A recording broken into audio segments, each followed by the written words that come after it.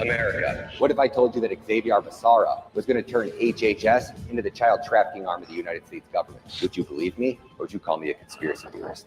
Well, we had a whistleblower who came out and said, this is the information that we have, that HHS is not vetting the families or the people that these children are going to. No child in our custody is released to a sponsor without having gone through a full vetting. A full vetting that you said, let's speed it up because Henry Ford could never have been rich and famous if he worked at the slow process you are. Children are not widgets on an assembly line. They are human beings. He deliberately pushed for speed, and more speed because of the public relations problems that the administration was experiencing. Get the kids out, run them through, get them out to those sponsors, those traffickers. And then when we found that there were people on the transnational organized crime watch list who were actually sponsoring the children, the MS-13 related case, that's when things started to go a little bit haywire, because that's something that HHS did not want the general public to find out about.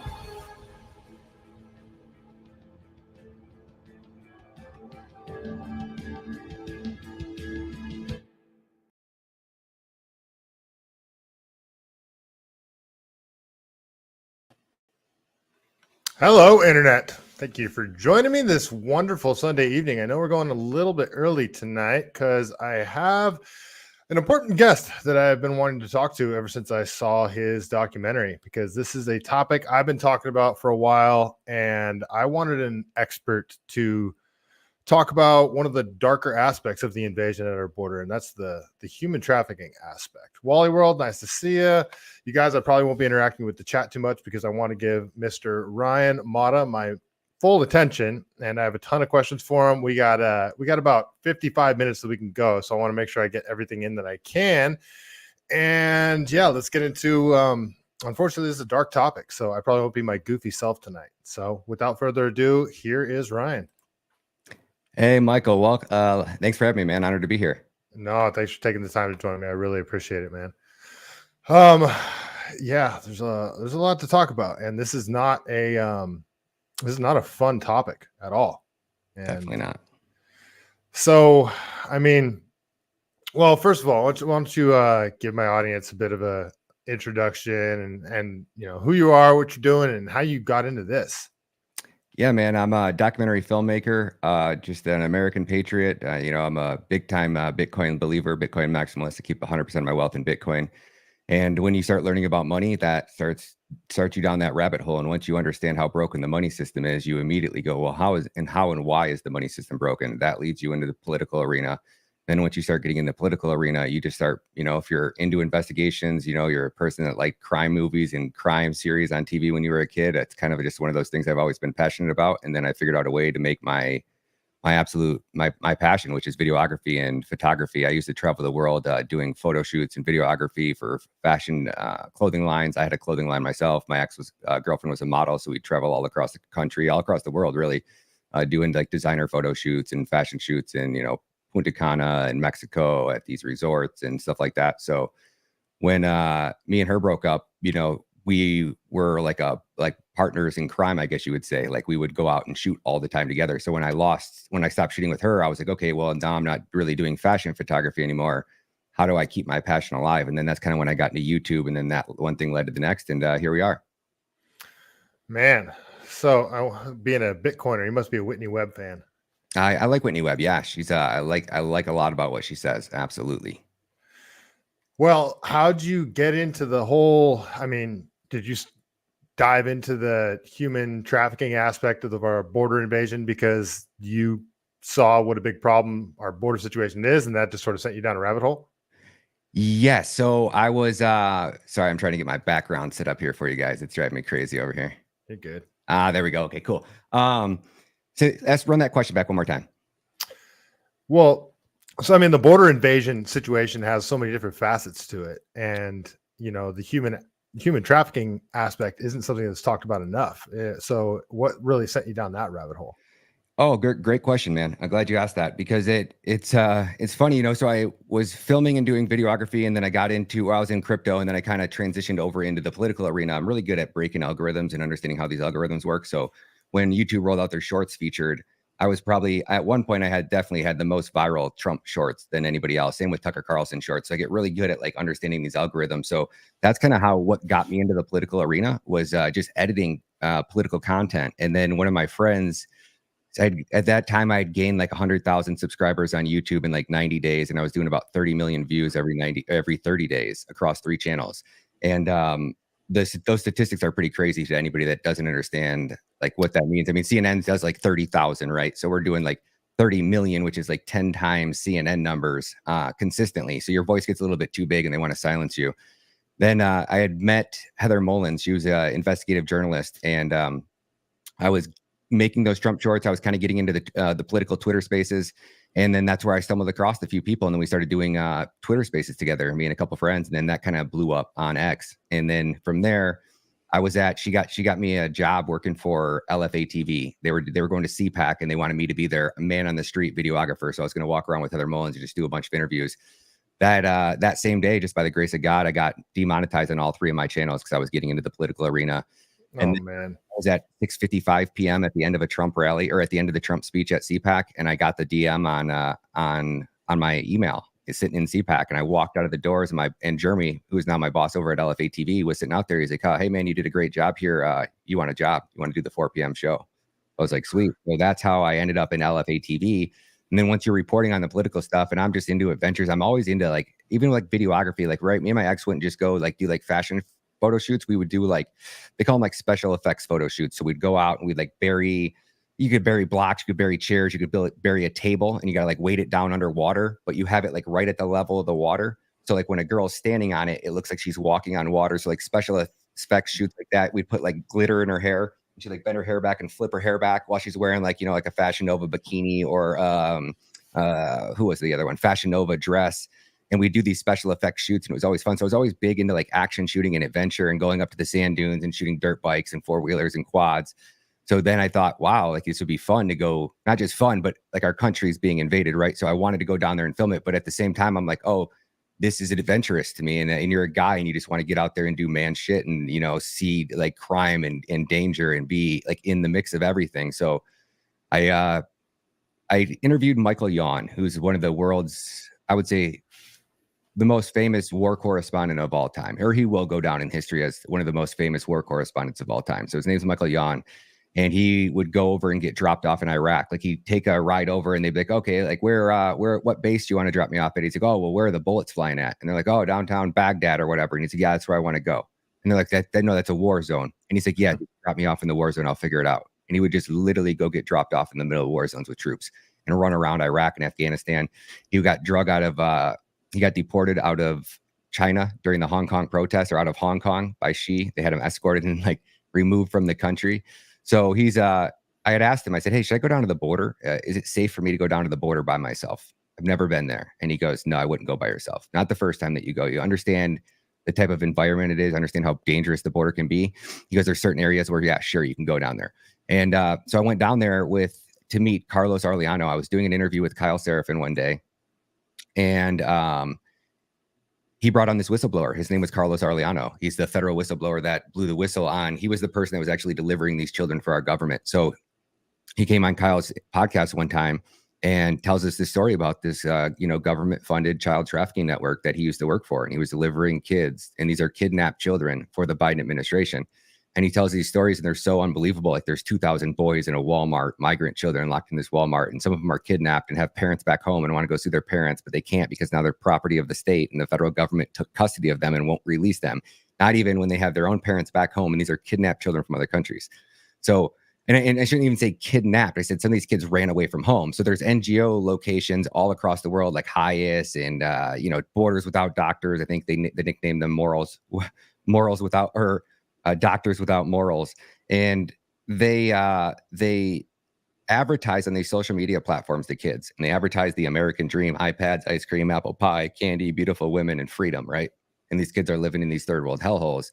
So they get to one of these NGO locations, and it's almost like these NGOs are just helping smuggle them out of the country. I don't even know if it's you're kidnapping them, because I don't think it's the NGO physically going to like their house and grabbing them and snatching them and putting on a bus. I think it's more of these NGOs luring them and taking them. Like, so this one kid came up to Carlos and said, yeah, Carlos, can I call my mom? he's like, call your mom. He's like, yeah. He's like, yeah, they won't let me call my mom. He goes, she's going to be so mad at me. You know, me and my buddy Lucas, I don't even know his name. Lucas, just, we ran, I got in a fight with my mom, and I went over to my buddy Lucas's house, and he said that we could go to America, and he had this master plan. And, you know, now we're here, and, you know, I miss my mom. I want to go home. She's going to be really mad at me. Can I use your phone to call her? And Carlos has to tell these kids no, because under no circumstances do these children go back home. That's what Carlos is told. So that I went down there. After that interview, he told me that story in the interview. And like I said, I'm saying these things and they sound so unbelievable to everybody that's watching this. I already know how it sounds. And he goes, you know, I broke the story on Fox News. Savannah Hernandez helped him break that story. So a couple journalists reported on it, but nobody. And he's like, I offered all of them to come down and I could take them to these camps and I could show you. And I go, wait, what'd you just say? He goes, yeah, if you come down here. I'm like, if I come down there, you can like walk me up to the door of these facilities. Like, well, I mean, we can't really go up to the door because they got security and they're kind of in like this guarded area, but like yes, we could go like into the parking lot. And I was like, so like we could set up out front of here and I could interview you in front of one of these places. He's like, yeah. Oh yeah. It's in a Walmart. It's in the middle of a town. It's not an abandoned Walmart. Like it was completely burnt down or something, or like unusable. It's like the Walmart went bankrupt and then they converted it into a facility to house these migrant children. So, and he's like, and there's just not one, there's like 3 or 4.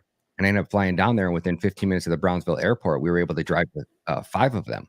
And one had boys between the ages of the ages of 13 and 17. Another one had female girls that held 600 between the ages of 0 and 12. Another one held female girls, which held 400 of them. And that one was between the ages of 13 and 17. And then another one held, I think that this one held 100, and it was a mix between boys and girls, I think 13 to 17.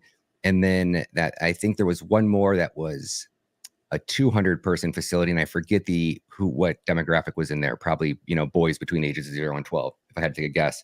And, you know, it sounds so unbelievable. And I went there and I droned them and I seen them and we walked up to the gate, and then you watch security get called on you and you watch, you know, police officers show up and they're not doing anything. And it's like, how is this America? How is this happening? So when I broke that story, when I was down there, that's actually how I went to the border. So we were in Brownsville and we drone these facilities, and I had a 4-day trip. So there's a lot of free time. And a lot of time we're driving from one area to the next one right along the border. And I'm like, well, I can't be down here at the border and not go visit the border. Right. So we just went to some random area in Brownsville, in McAllen area. And, you know, you just see the activity and you see it one time and you go, wow. So when I went down there, it was really weird. The first time down there, we didn't have any issue with Border Patrol or National Guard stopping us, preventing us. I mean, I was driving right on the levee, right along the border wall, where like all the Border Patrol agents, it's not like a main road. Like I'm driving up off-roading with this rental truck and like riding along the border wall, and I'm passing Border Patrol agents, and like they would stop me and they, you know, I'd ask them, I'd say, hey, is there, you know, am I allowed, should we not be out here? Is it dangerous out here? And the guy's like, well, hey, listen, you know, on this levee right here in this area, I don't stop. You know, that's kind of our rule here. You just never know what's coming across the border. You never know if cartels are moving a shipment, and you never know if you're going to be the one that's in the wrong place at the wrong time. He goes, so unless you have to, he goes, I wouldn't advise getting out here. So of course. So what does that mean? Like they'll shoot through the fence or something, or what do you mean? If it means that if they think that, so I'm in a white truck, if they think I'm Border Patrol or I think I'm National Guard, maybe they just, you know, think I'm coming to capture them or take their package or intercept their shipment, you know, because a lot of times these cartels have paid off agents, you know, so they own the border. So a lot of times, like if a Border Patrol truck's not supposed to be coming down that road, then there's supposed to be no truck coming down that road. Then all of a sudden there's a white truck that looks like Border Patrol coming down that road. You know, you just never know what you're going to run into. So basically that's what he was telling me, is like, this is just not a safe area. You just shouldn't stop here and hang out. And I was like, okay. And then like now looking back at it, it's like, I would absolutely stop there. I would have a picnic. I would camp. And it's like, and you're going to see this in our next documentary, which is Invaded, because I have this exact clip. So in this exact area, you're going to watch me be told this by the Border Patrol agent, right? Because we pull up next to his truck, and I have my camera inside my truck, so he didn't know that I was filming, but you could hear him answering my questions, right? And you hear him tell me, just don't stop on this levee. And then he goes, we go down, we turn around, we come back around, we stop at that exact crossing because I wanted to get out because because all the gates are wide open, right? So they have these giant border walls, and then every 100, 200 feet or every quarter mile or half mile, there's a giant gap big enough to drive like 3 or 4 semis like at the same time simultaneously. That's how big these gates are. And it's wide open. So I wanted to go film like, oh, Mayorkas says the border is closed. And I'm like, well, this border right here is obviously not closed. And you just heard a Border Patrol agent tell me that this area to not stop it is dangerous. I look right over my shoulder in the first property that you come to after you cross over like this railroad tracks, and you hit like it's 100 yards within a football field away is a freaking elementary school right over the board. So But- where this is Arizona? This is in Texas, in McAllen, Oh, Texas. in Texas. Gotcha. Mhm. All right. Well, here, I want to sort of backtrack a little bit because, I mean, like you said, so much of this stuff is, I mean, I believe it, but to so many people, it would be unbelievable because the corporate press doesn't report on this at Mhm. all. They don't Nope. talk. I mean, they barely talk about the border situation. They say it's a problem and then they move on. They don't go into depth about all the different aspects of how big of a problem this is. And, you know, I'm Californian, so I live on a border. I'm a border state, and I grew up. I mean, Latinos are all around me. They've always been part of my life. It's always been, you know, a normal thing. But over the last few years, it's turned into something completely different. This has always been our border crisis. Has always been a people from Mexico trying to come here looking for a better life. That was always, you know, pretty much the majority of it. Yeah, there's always been cartels and drug trafficking and stuff like that, but the majority of it was, you know, it was people coming here searching for a better life. Now, at the end of the stay in Mexico policy, it's turned into something completely different with the UN facilitating people coming over the Darien Gap, sending out maps for how to get here. People, I mean, Venezuela emptying prisons and sending people to the United States. It's turned into something completely different, completely insidious for tons of different reasons. And I was hoping we could go into a little bit of the nitty gritty around all that. Like, what are the different aspects of even just the human trafficking situation? You've got slave labor, you've got the sex trade, and then you've got the really two things that are, I mean, in my mind, almost unbelievable, but the human organs aspect of it and the satanic rituals, which has always been like, you know, Alex Jones, satanic pedophiles, you know, it's real. Like, this shit is real. And it's really mind blowing. So I was hoping you could maybe go into those four different aspects that we were talking about, you know, like first of all, the sex trade aspect of it. Cause that's probably the one that most people want to know about. So let's talk about this. If I had to ask you a question, how much money do you think the Biden administration has paid Venezuelans to support vulnerable Venezuelans who want to migrate through Latin America and the Caribbean into America? Oh, I don't know. Like through what? Through the UN or through USAID, through FEMA, through all the NGOs? It's 40 million, which means that your government, like Venezuela, doesn't have to empty their prisons. We've paid them $40 million to empty their prisons. This isn't an invasion. These aren't illegal immigrants. These definitely aren't newcomers. This is a full military operation, and these are mercenaries who are being paid by your government to do exactly what mercenaries do. The mission is to invade America. They've invaded America. And once you're inside, it's create chaos, disruption, and death. They're here to rape, murder, and kill. And that's exactly what you're seeing playing out. They've taken over apartment complex. They've taken over cities. They're now taken over migrant shelters in New York City, in New York. And if you look at Randall Field Migrant Shelter, it's really bizarre because the migrant shelter backs right up to the ocean. So now they're talking about the Venezuelan gangs have taken over every migrant shelter. Well, now you've just taken over a military base right on a port where you can import your products, your humans. San Diego? No, in New York at the Randall Field. Oh, if you look at Randall Field, should I forget what it's called? I think it's Randall Field in New York. There's a migrant shelter there, and it's something called Migrant Something Field. I forget what it is. I think it's Randall Field. I'm pretty sure that's it. And it's a migrant shelter there, right in New York. And they're talking about the Venezuelans yesterday in the news that they've taken over all of the migrant shelters, and we've seen it. We filmed it, right? You go up to these giant buildings, and you've shipped in 5,000 Venezuelan gangbangers. And maybe it's not all Venezuelan. Let's say it's just 50%. So out of those 2,500 that came from Venezuela, how many of those are ruthless, savage killers? Oh, enough to take over the apartment complex without a doubt. And then once they start running product and they start moving merchandise and they start trafficking humans, well, now they've got a big bankroll.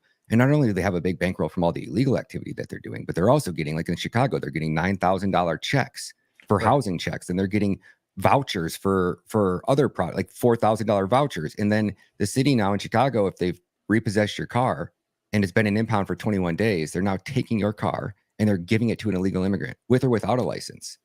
So it's like when I say that we've been looking at this all wrong, people need to stop looking at this as this is just some migration and these are newcomers or dreamers. No. When have you ever heard of an illegal immigrant getting paid money to invade a fucking country, man? This is absolute insanity. It's absolute fucking insanity. We are being invaded. This is a military operation being carried out by every level of our government, including the FBI, the DOJ, the CIA, the NSA, every three-letter agency. You show me the director of a three-letter agency, and I will show you a criminal if you give me the proper tools to investigate. So, I mean, it sounds, there's so much. Mm-hmm. So a lot of people are stuck on the idea that they're bringing everybody in because they want voters. That's it. But with everything that you're saying, this is far more insidious than that. And Cloward pivot strategy. What for people that don't know what the Cloward pivot strategy is? It's where you bring in a bunch of people that aren't from your country to overwhelm the social welfare systems and ultimately lead to the collapse of the nation. And with everything that you're describing, that sort of seems like what's happening. The thing is, it's being facilitated by the very country that would overwhelm their own system. So why? Like, why? What is your idea? Why? Well, we don't have to ask why. They told us. They're going to fundamentally transform America. Into what? Into a globalist, United Nations, NATO, World Economic Forum utopia. Absolutely. Smart cities, central bank digital currencies, restricted freedom. The Constitution's gone. I mean, look at our Supreme Court. Look at the justice system. Look at the FBI. Look at every three-letter agency that we thought was here to protect us.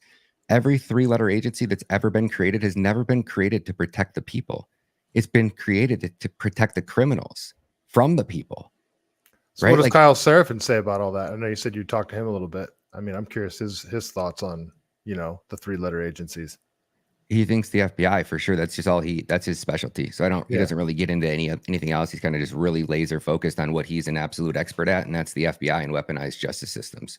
He's one of the smartest people you'll ever meet. He has a photographic memory, and the guy is an absolute encyclopedia of knowledge. It's hard to find a subject that he can't hold a conversation with the absolute best in the world on any topic. It's the most craziest thing I've ever seen.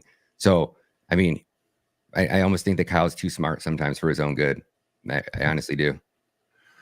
So, I mean, it's a pretty big, and I'm not saying it's not happening, but it's a big leap from, we're facilitating the invasion of our own country to they're going to build some sort of, communist utopia type thing. How do we get from, A to B? Like, you've got, again, all the different aspects of it and the human trafficking aspect of it. Like, it seems separate. This seems like, yeah, it's completely separate. 100%. Like, that's icing on the cake. Yeah, 100%. Yeah, that's just, I mean, you create the right environment, criminals are going to do what criminals do, right?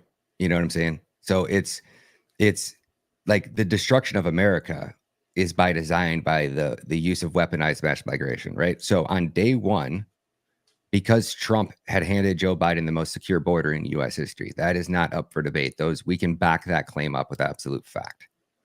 Day one, Joe Biden signs 94 executive orders, or 93, depending on if you're counting this one specific one. So let's say it's 93 executive orders, day one, obliterating every immigration policy Trump put into place. Now, I could pull up a list. I could just read you a handful of those. And maybe I should do that right now because I got them right here on my hand. And when you hear these and you go, okay, nobody would ever do that unless they were purposely trying to destroy a country.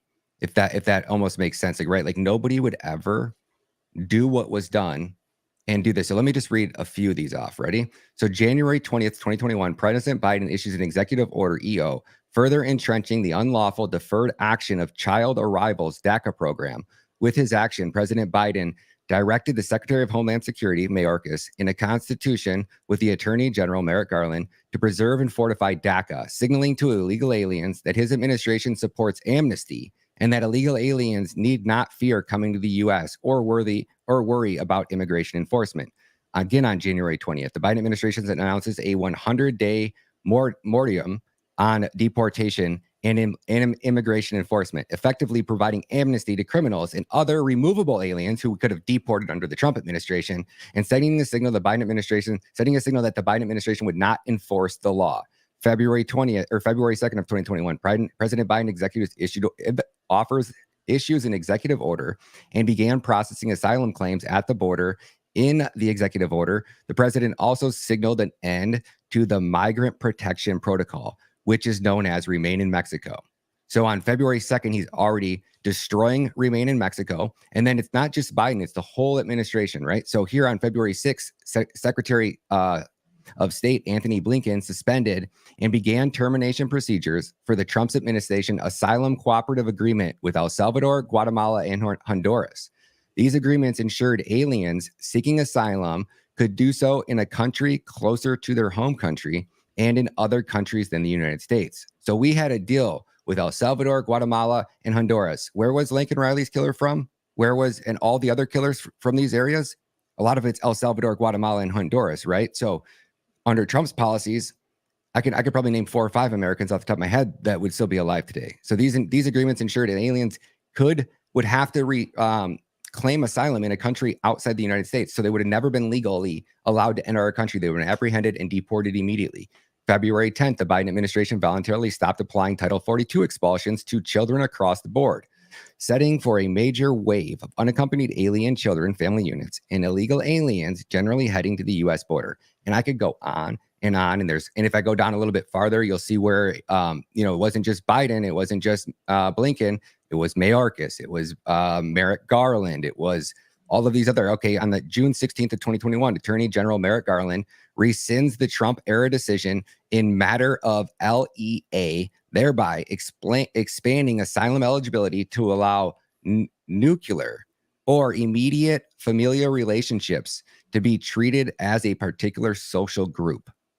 And again, on the 16th, Attorney General Merrick Garland rescinded the Trump-era matter of ABI and AB1 and AB2, thereby expanding asylum eligibilities to include gender and domestic relationships as a certain social group, reverting to policy under matter of ARCG. And then it just goes on and on and on and on. So it's like, I can walk you through the timeline that nobody in their right mind who loved America and had the best interests of their citizens at heart would ever do something like that. It was malicious. It was methodical. It was pre-planned. Like, they didn't just randomly decide to do these things. There was a group. Once Biden and they rigged the election, his cabinet was already handpicked by the deep state. You know how it is. Trump probably has a lot of say. I almost has all the say in who actually does and does not stay in his administration. Period. Trump can override and remove anybody at any time he wants because he's the top dog. But we're talking about the Biden administration. You have Obamas, you have the Clintons, you have the Kerrys, you have all of these key players, and you have the World Economic Forum, and maybe people from China and the CCP, and maybe there's more to this cabal. Maybe it's the Rothschilds, maybe it's the Vanderbilts. I mean, we could go down the what ifs, but at one point you had a group of those people in that cabinet that got together and say, we're going to use weaponized mass migration as our weapon to fundamentally transform America and destroy it from within. And here's how we're going to do it. And then from there, I don't think they had a crystal ball. I don't think it was all mapped out. I think they put a plan into motion. And then once that plan started to play out, they adjusted accordingly.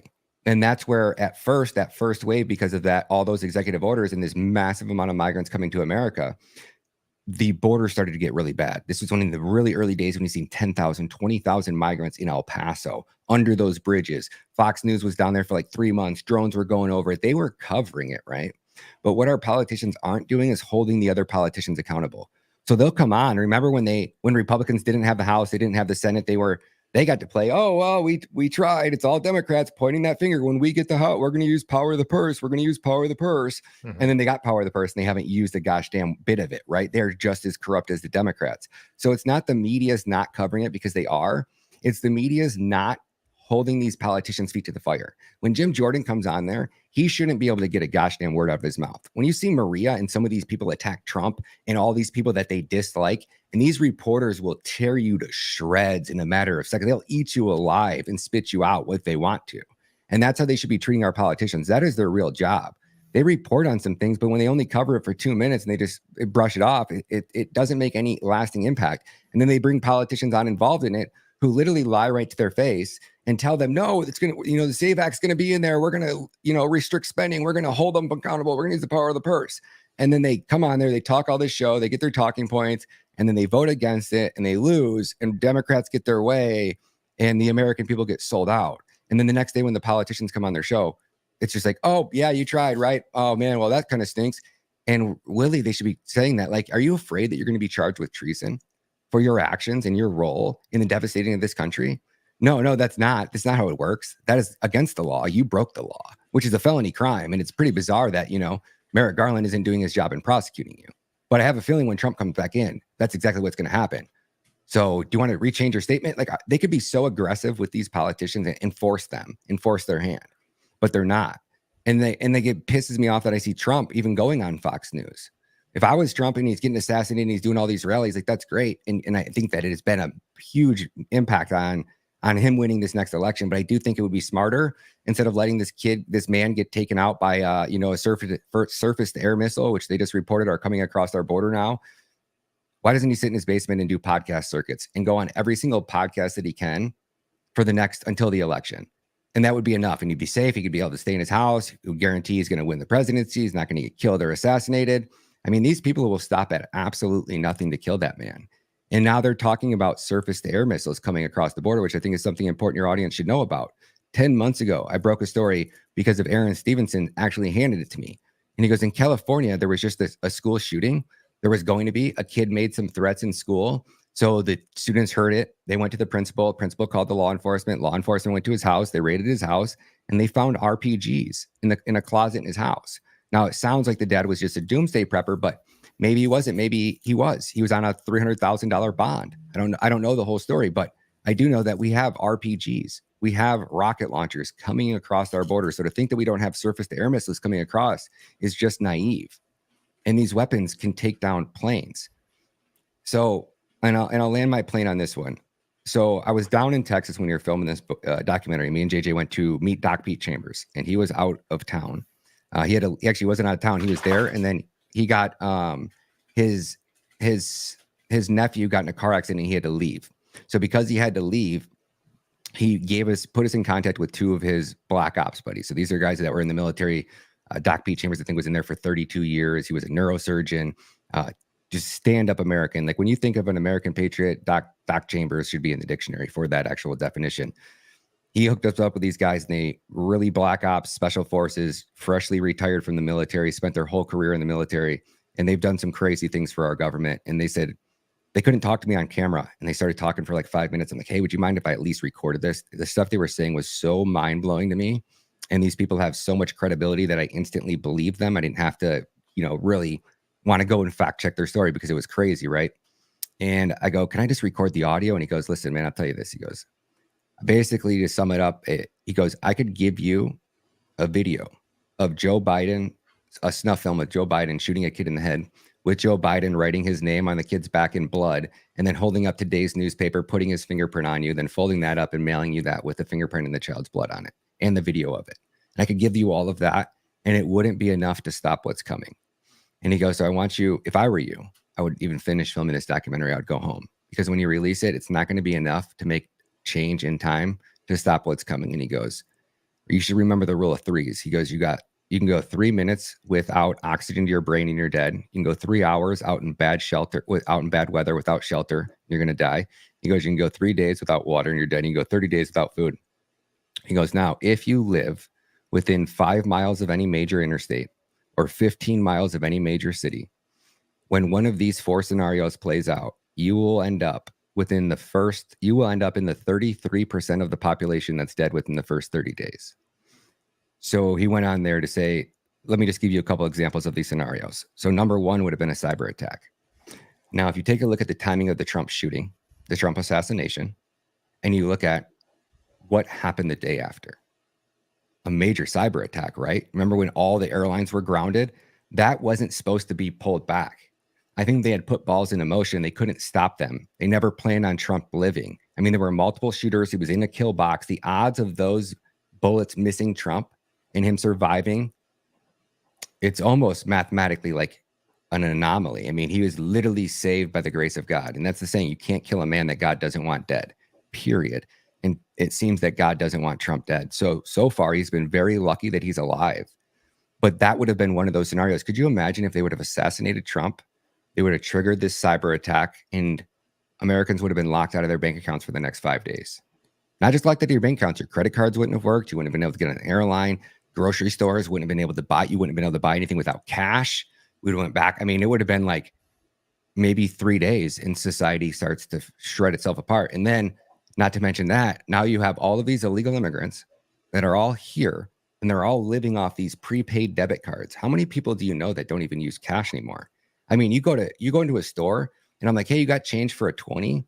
And you have to ask like 10 people because nobody has cash on them anymore. I tried to get 100. I had to go to like 4 stores. Businesses like don't even have enough dollars in their till to break 100 at the end of a day. The banks, if you try to get $1,000 in cash, sometimes banks won't even have that. Exactly, dude. And that's where, that's one of those scenarios. Another one would have just been a banking crisis, right? How long do you think before the town started to burn down if everybody couldn't get into their bank, or major banks collapsed and then your 401k crashed and then all of a sudden you're up in debt and gas is up to $5 a gallon? I mean, it wouldn't take a week. Then you talk about these power grids. So this is the one, probably the most concerning one, is across America, there's 16 power grids. And these are the 16 main power grids that basically connect the whole country together. These transformers that run these power grids, they're like the size of your house. They're ginormous. They're huge. They're massive. They're not made in America. We don't have backups because they're the size of a house. You don't just keep one of these things. There's probably tens of millions of dollars. A migrant with a long rifle, a 22 long rifle, can completely take one of these power grids down. Do you remember about 10 years ago? I mean, this is a local story. This happened out here in San Jose. We have one of these really big power stations out near Morgan Hill. It's like South San Jose, in between South San Jose and Morgan Hill. And there's a guy up in the hills shooting at it. And since then they've built, you don't remember this story? Yeah. And they never found him. It was like he was, like look it up. San Jose shooter power grid. It's it's pretty gnarly story. And they never caught the guy. And that was a speculation that it was a test to see if he could actually take out one of these transformers and see how much power he could knock out. That's insane, dude. Well, sorry. You're 100% right. That's probably exactly what he was doing. Yeah, look into it. This was a long time ago too.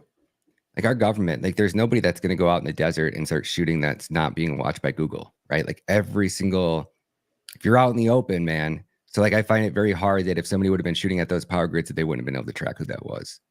I mean, they would have been able to figure it out in a second.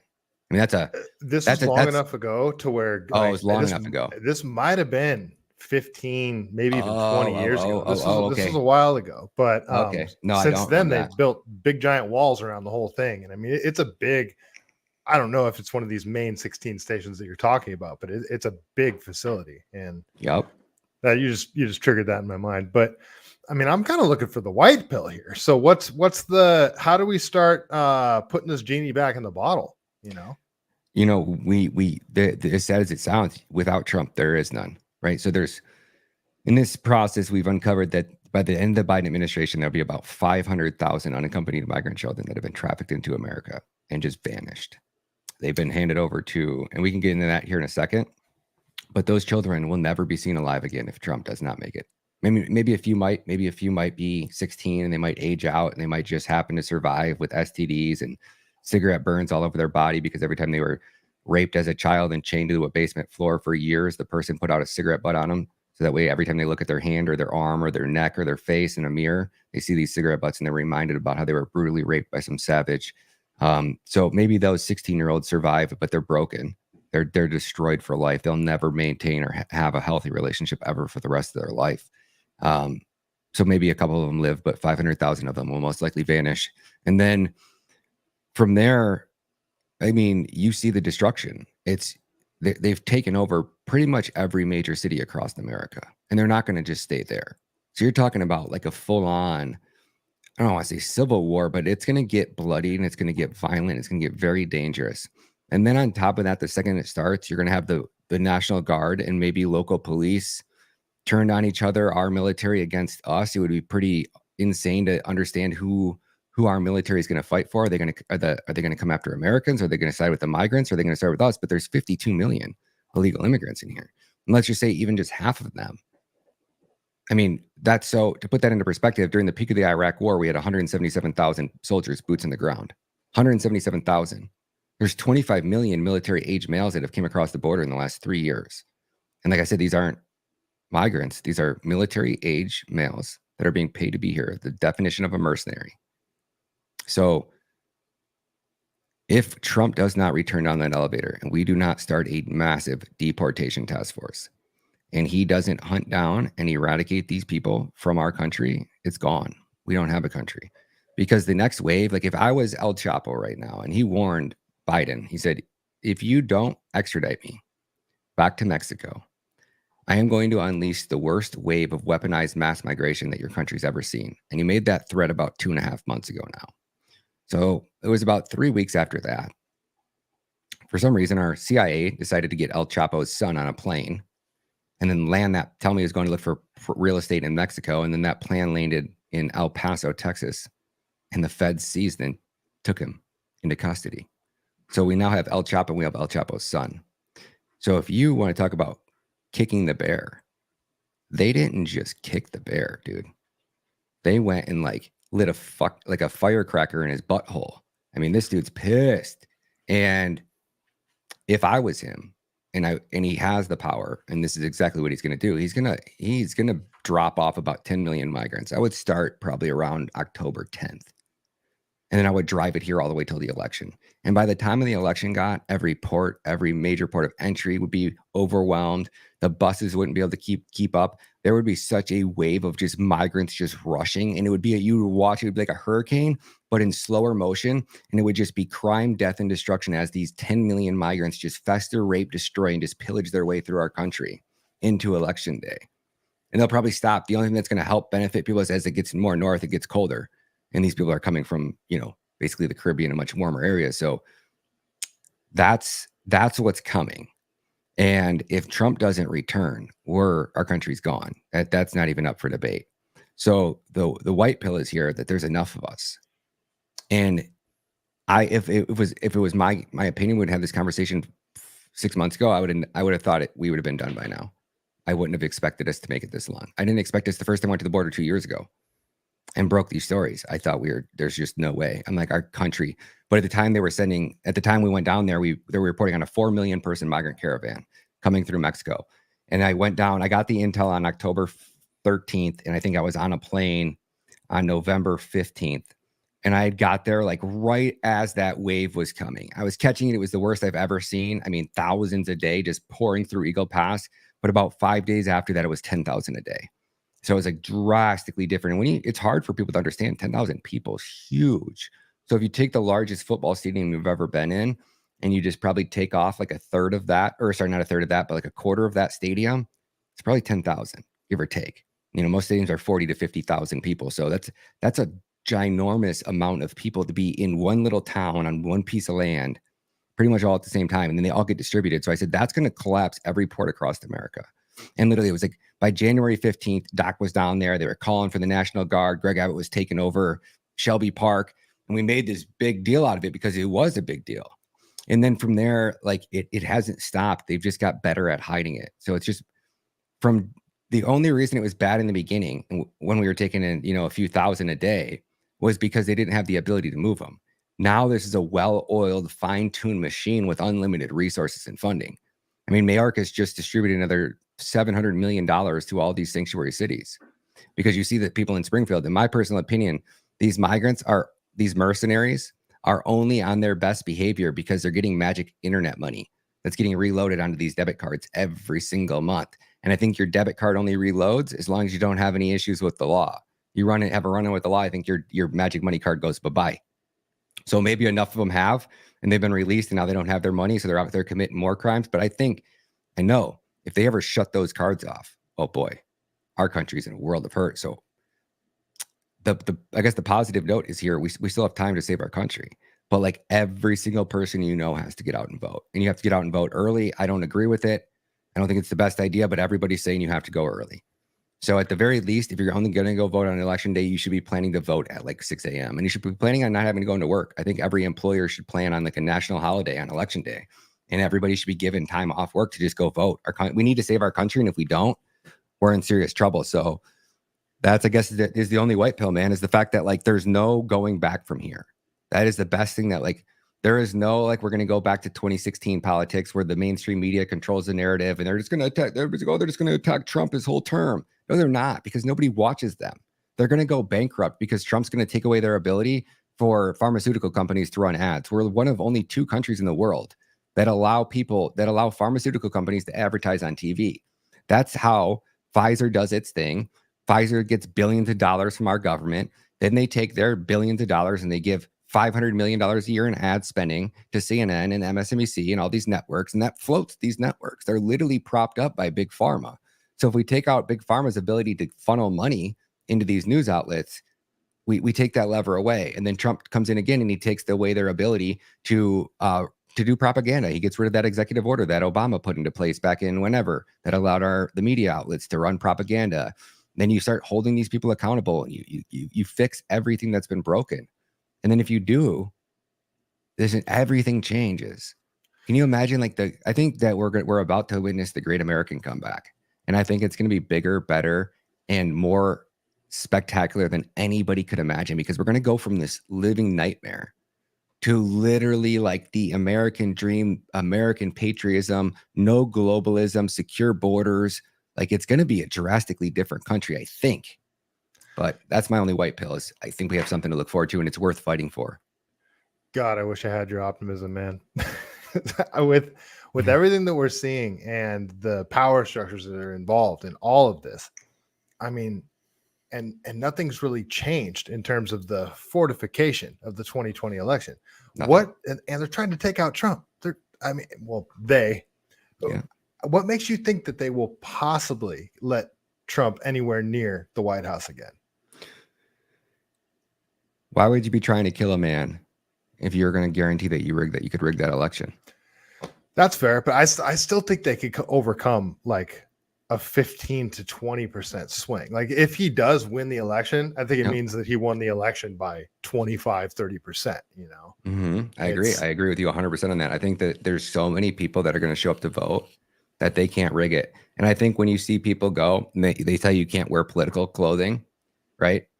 But they can't stop you from wearing a red t-shirt, right? And I think everybody should, just so that anytime there's videos of people driving by and there's lines outside the polls, you're going to see red shirts all the way across it, just to send a message to everybody that you're going to see so many people showing up to vote. I think it's going to be so overwhelmingly obvious. And you're going to see this wave of videos across social media. I voted for Trump. I voted for Trump. I voted for Trump. I voted for Trump. I voted for Trump. And you're not going to see any I voted for Biden's. And I think in every color revolution, every time they've overthrown a government, every time they've rigged an election until recently, right, they've had plausibility.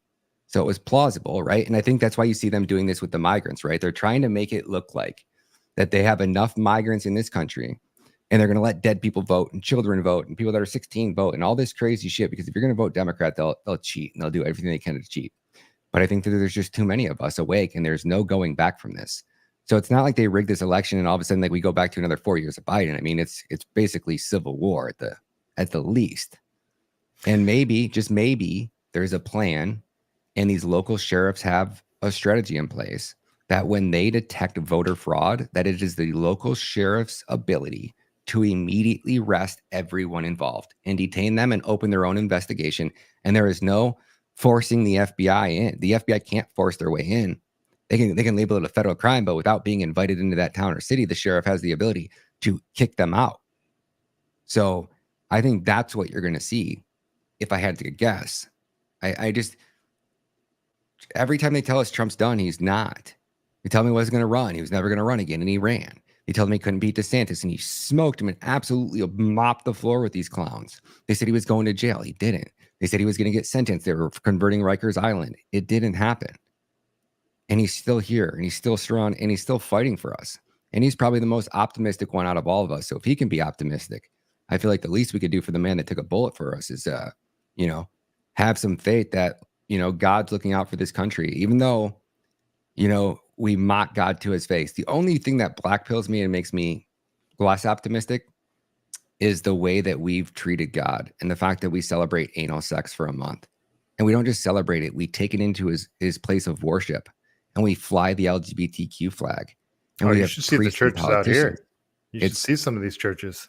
That's what makes me think we're Sodom and Gomorrah, because there's not enough good men. God goes, find me a good man. Well, where are they? Because good men don't allow that shit to happen in their city and town. So there is literally not enough good men in that town to eradicate the church, the priest, the pastor, anybody involved in that mockery. They should immediately be taxed because they're no longer a fucking religion. They're a cult. They're an organization. Transgenderism is not a religion. And you've taken over and occupied a church, which now it's no longer a church. So, meaning you're not tax exempt. And these organizations must be destroyed. We have to eradicate this, and we can't be afraid to say it. If you're a grown man and you put on a dress, you have a mental illness, and you need help. And I'm sorry, but it's true. Like, we've bent the knee for far too long, and now they are chopping our children's genitals off and permanently castrating them. So until enough men are not afraid to say that anymore and speak the truth, we're going to keep ending up in this position. It's coming from the top too, and that's what's scary. I mean, this is off topic from what this episode's been about, but this is a huge thing out here in California, is the whole transgender agenda that's happening, because this isn't coming from the bottom up. This is coming from the top down with pushing puberty blockers on kids, the social transitioning. Gavin Newsom made it illegal in California for a teacher to tell a parent, hey, your child wants to change into a dress at school. Your son wants to, when he gets here, change into a dress at school and have him call us Sally. It's illegal for that teacher to then tell the parent that your child is going through some sort of gender dysphoria. And, just all these, I fear that if Kamala gets in, being a California Democrat, the federal government is going to start being run just like the California government. And with the way everybody just assumes California is going to, all those electoral votes are going towards the Democrats. And I don't think that California is nearly as blue as people think it is. There's tons of based people out here. It's San Francisco, LA, the whole Bay Area, Santa Cruz, where I live, but there is tons of Trump support out here and tons of Democrats out here that are like, wait a minute, all of a sudden we've become the party of censorship. We're pro-war. And this, we like being okay with gay pride and all that has turned into, now we want to castrate children. Like, even Democrats are starting to rethink their whole idea. So, but California's been taken. The government has been, we have a jungle primary out here. So it's always, after the primary, it's not a Democrat versus a Republican. It's two Democrats. That's all we ever have to choose from. So I hope you're right with, this giant wave of people that are going to go for Trump and get him back in there. But I am fearful, my friend. Man, we just got to have faith, man. We just got to pray. We just got to get out there and vote. That's all we can do, and keep fighting to expose it, man. People like yourself that are out here holding these podcasts every day. If we just wake up one person a day, I've said that for the last 2 years, is that you have one mission every day, and that's just to wake up one more person. Just send them, hey, you don't have to tell them that they were wrong or anything. Just, hey, did you see this? Right. Isn't this strange, right? Ask them questions, get involved, get involved locally. I mean, we now understand so much more than we did 4 years ago about the truth and about conspiracy theories and about hidden agendas. Like, we've made leaps and bounds, and we really have an opportunity, if we can save America, to have the greatest country in the world. So hopefully your audience found some value in this. Again, my name is Ryan Matta. You guys can follow me over on X at Ryan Matta Media. You guys can swing over to our website at www.thisistreason.com. You guys can check out our documentary, which is called What is Treason? #Trafficked. And we have another documentary that's coming out, What is Treason? #Invaded. that'll be releasing on 10/24. It's just the same price. You just buy it one time, and then you get access to everything. So we appreciate you guys. And Michael, thank you so much for having me on, man. No, thanks for being on. I really appreciate it. God bless you guys, and look forward to coming back as soon as you got some time. All right. Talk to you soon. God bless. All right. Well, that was an interesting conversation, man. Always a difficult topic talking about the border, but it makes it even worse when we're talking about the facilitated invasion of our country. So, chat, nice to see you guys. Sorry, I wasn't more interactive with you guys this evening, but I'm gonna keep going. I want to get into some other stuff. There's plenty of other things that I actually wanted to get into. So, if you want to bear with me here, I'm going to pull up some other stuff that I want to talk about. There's some things in the border realm that I want to talk about, and there's also a bunch of California crap that I want to get into. So if you guys bear with me here, I'm pull up some things. Wally World, border sounds worse than you imagined. Yeah, I don't think the media isn't freaking talking about it at all. The RGS Northside, nice to see you guys. Provo, over on YouTube, thanks for hanging out. Let's see. There was a couple border stories that I actually wanted to talk about here. So let me bring them up. Yeah, so what he was just talking about, what Ryan was just talking about. So this is from Ali Bradley. 4 RPGs and 8 IEDs, improvised explosive devices, along with large amounts of ammo discovered in a scout site in Mexico, just across the Arizona border, which butts up against the Ajo area of operation within the Tuscan sector. Oh, geez. So yeah, they're finding this stuff. So sorry. Victor Avila of Texas says this just underscores the financial backing the cartels have right now, saying the criminal organizations are a $13 billion a year industry. The fighting within the Sinaloa cartel spilling over the border, with multiple instances of armed men showing up at the southern border in the same area, fleeing the U.S. for safety.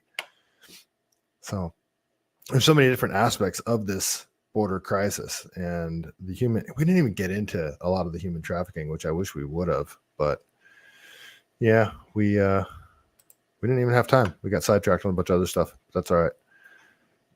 So yeah, here's a video of Kamala talking about Kamala apparently wants to abolish.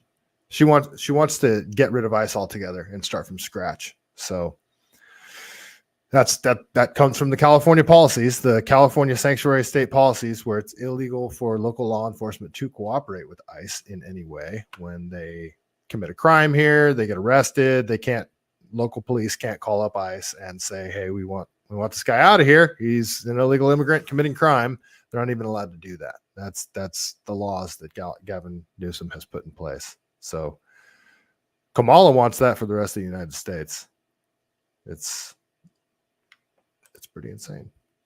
I'm gonna see if I could play this for you guys. I don't have my my deck pulled up tonight. I'm just going through my bookmarks right now. But let me play this video. It's like a 5-minute video from this is from the Oversight Committee on the border, and this is a quick 5-minute video.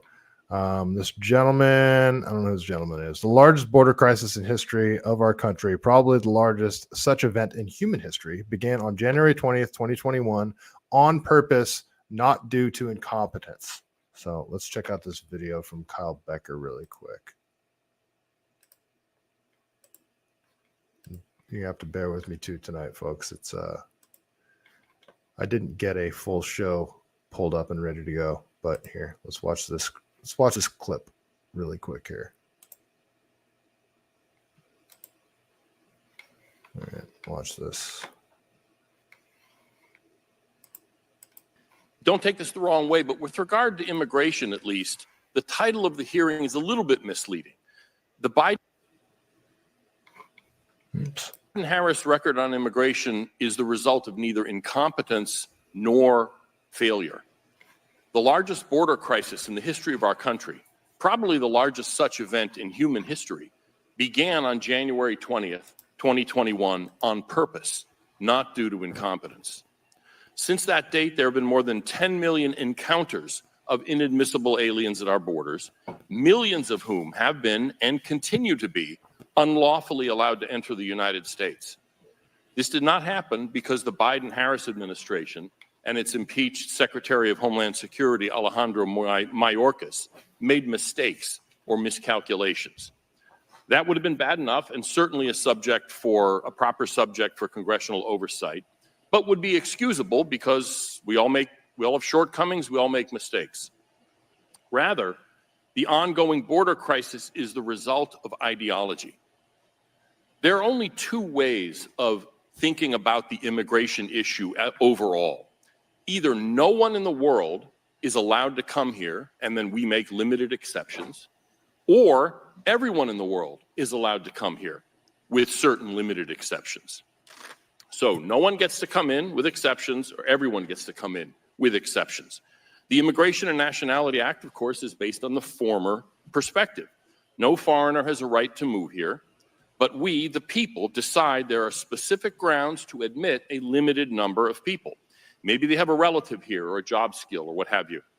There are different opinions about how to do that, but they all are under one umbrella, basically, that immigration is a privilege granted by the American people. This administration's approach to immigration is based on the second view, the opposite view, that everyone in the world has a right to move here if they choose to do so, and the American people have no right to place limits on immigration. It's not just that they're allowing people to come here, just like Ryan was saying, they're incentivizing people to come here. They're funding their trip to get here, and then when they get here, they are giving them debit cards, housing, and they're shipping them all over the country. They're sending them to a lot of what people would say are swing states in order to, sway the vote in the Democrat direction. And people say that illegal immigrants aren't voting in elections. Well, in some states, like the state I live in, California, the DMV automatically registers people to vote. That's the Department of Motor Vehicles here in California. The DMV automatically registers people to vote. Well, if you're an illegal immigrant in California, you can get a driver's license. I don't have any proof that illegal immigrants are getting registered to vote, but it'd be pretty easy to see how that mistake could happen. Oops. Oh, I forgot to put this person over here in the illegal immigrant jar of people that were not supposed to register to vote. How do they keep that separated? So, and then there's also the, goes towards the whole census thing and that crap. But yeah, it's not just that they're letting anybody come in that wants here. They're incentivizing people to come here. And there's no slowdown in sight. And it seems much more nefarious than just, everybody should be able to come here. There's a lot more bad intent behind it than it seems. Apart from those related to basic safety, terrorists, criminals, deadly diseases, and even those limitations are Bob Tiergarden over on Rumble. Nice to see you. Highly circumscribed. Strictly speaking, this isn't open borders, though that description may do as a shorthand. Instead, I would describe the Biden-Harris approach to immigration as one of unlimited immigration that holds that any limits on the level of immigration are morally indefensible, and circumventing those limits by any means available is a moral duty. This is fundamentally contrary to federal law, of course, but also contrary to the Constitution and the very concept of sovereignty and consent of the governed. The fruit of that ideology is spelled out in detail in my written statement. The most common pretext for subverting the will of the people on limits on immigration is asylum, and the chief practical means of achieving unlimited immigration are unlawful releases from detention and unlawful grants of mass categorical parole. This unlimited immigration perspective also requires an inversion of the proper role of the executive. The allocation of authority in the INA is that the president has the power to keep out anyone he thinks should be excluded, but can let in only those who have been specifically authorized by Congress for him to admit. Due to this belief in unlimited immigration, the Biden-Harris administration's understanding is the precise opposite. They have acted for 3.5 years on the belief that the president may let in anyone he wants, but may keep out aliens only for very narrow reasons. Let me close with an example to illustrate this. The CBP-1 parole scheme seeks to funnel through the ports of entry inadmissible aliens who ostensibly otherwise would cross the border illegally. When this unlawful program was started in May 2023, DHS set the limit at 1,000 inadmissible aliens being given interviews per day. The next month, they increased the number to 1,250 a day. Later that same month, they increased it again to 1,450 a day. So it's more than 500,000 inadmissible aliens released into the United States. These numbers have no basis in law, nor did Congress even authorize the president to come up with his own number, as with refugee resettlement. The administration has simply made up numbers for how many inadmissible aliens to admit, based mainly on how quickly they can be processed and released, and feels free to change those numbers at will. This is illustrative of the Biden-Harris approach to immigration, which might be put this way: we can let in anyone we want, in any number, for any reason, and we dare Congress to do anything about it. This is not the way a self-governing people's immigration system should work. Thank you. Don't take... That's pretty darn well put. It's just basically the Biden-Harris administration, the Biden-Harris administration, though she wants to detach herself from Joe Biden in every way possible, even though she's the border czar, they are completely subverting their populace. Everyone in America, they're doing whatever they want. The government says, screw you people, we're going to do what we think is best, even though they don't think it's best for America. They think it's best to push forward their agenda, whatever that agenda is, whether it's trying to establish absolute rule by importing voters in order to create a Democrat supermajority like we have here in California. And that's all it is from then on, is just one party rule, or if there's much more nefarious intent involved, like human trafficking, drug smuggling, all that stuff? Or is that just icing on the cake of this whole cloud pivot strategy that seems to be happening from within? It's madness. It's absolute madness. Well, and I quite frankly don't know what to do about it. Ryan seems to think that our only hope is Trump. And I mean, do I think that Trump will do something about the border if he gets in? Yeah, I just don't know if it's enough, and it won't be pretty, whatever he decides to do. I mean, having the National Guard or whoever, police, go around and round up people asking for papers, it's not going to be a good look.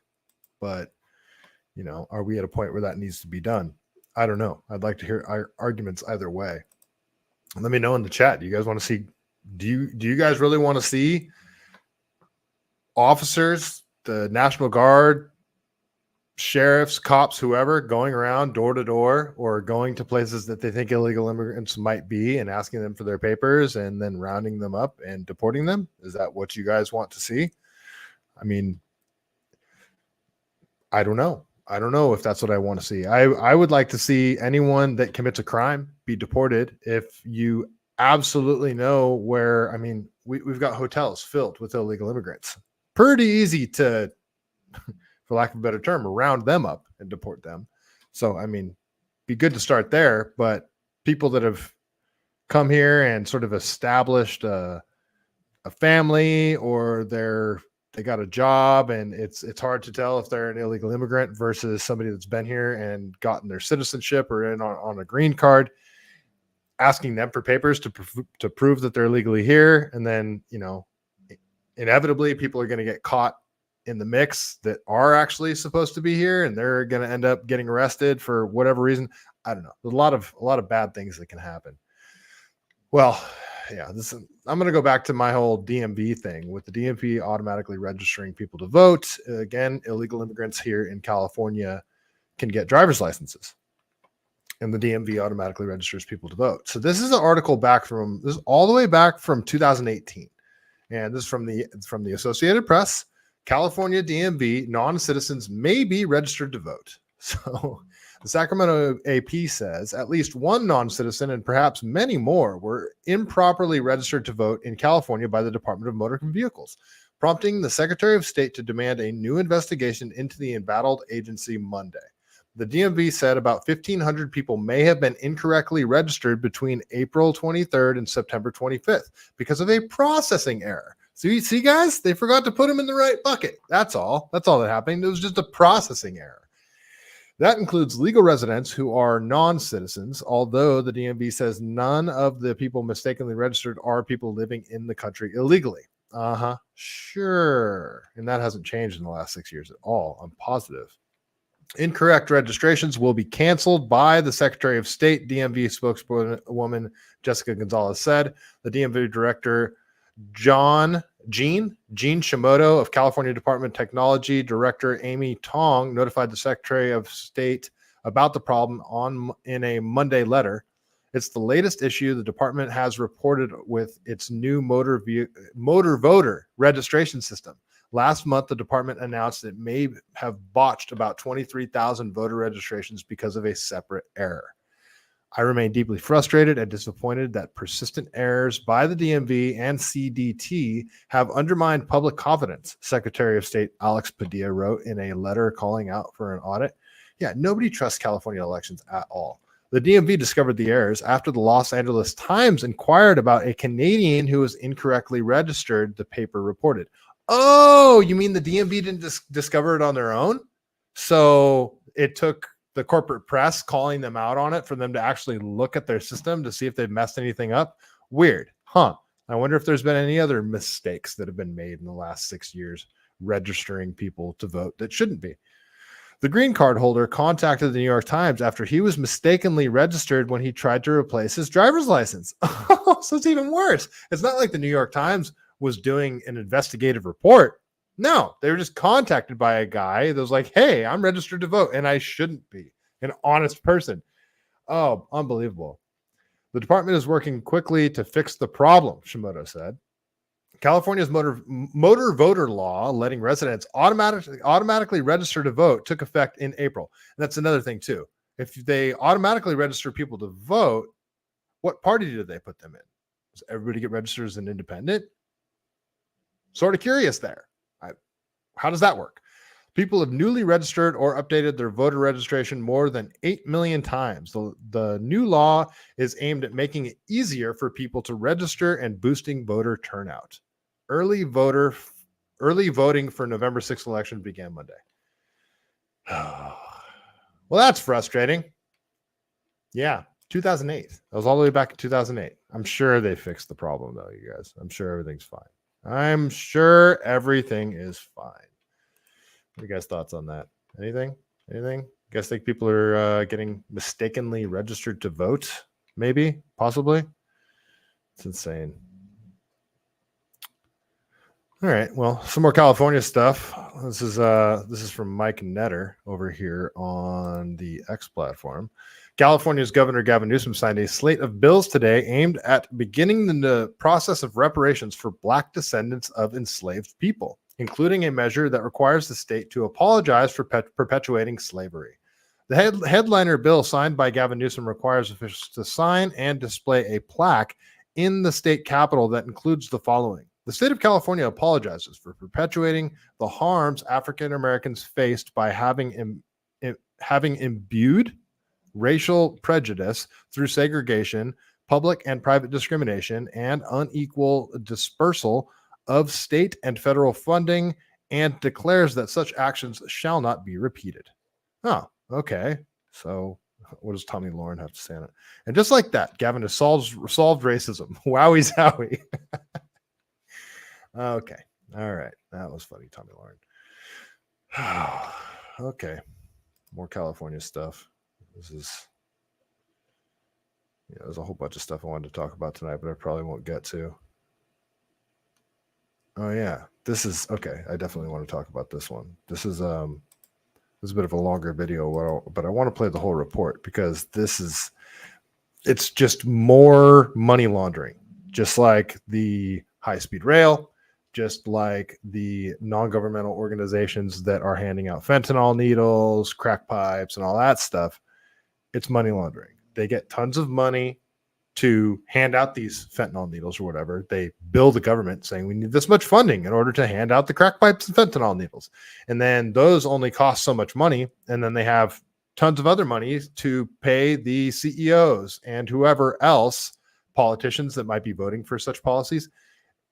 They're making tons of money on the back end. That's how they get rich, through these policies, through these non-governmental agencies handing out fentanyl and crack pipes. Yes, they get rich from it because they're skimming money off the top, lining their own pockets, and then putting money back in the pockets of the politicians that vote for such policies. Well, here's a new one. A new $1.2 billion office building for California lawmakers is under construction.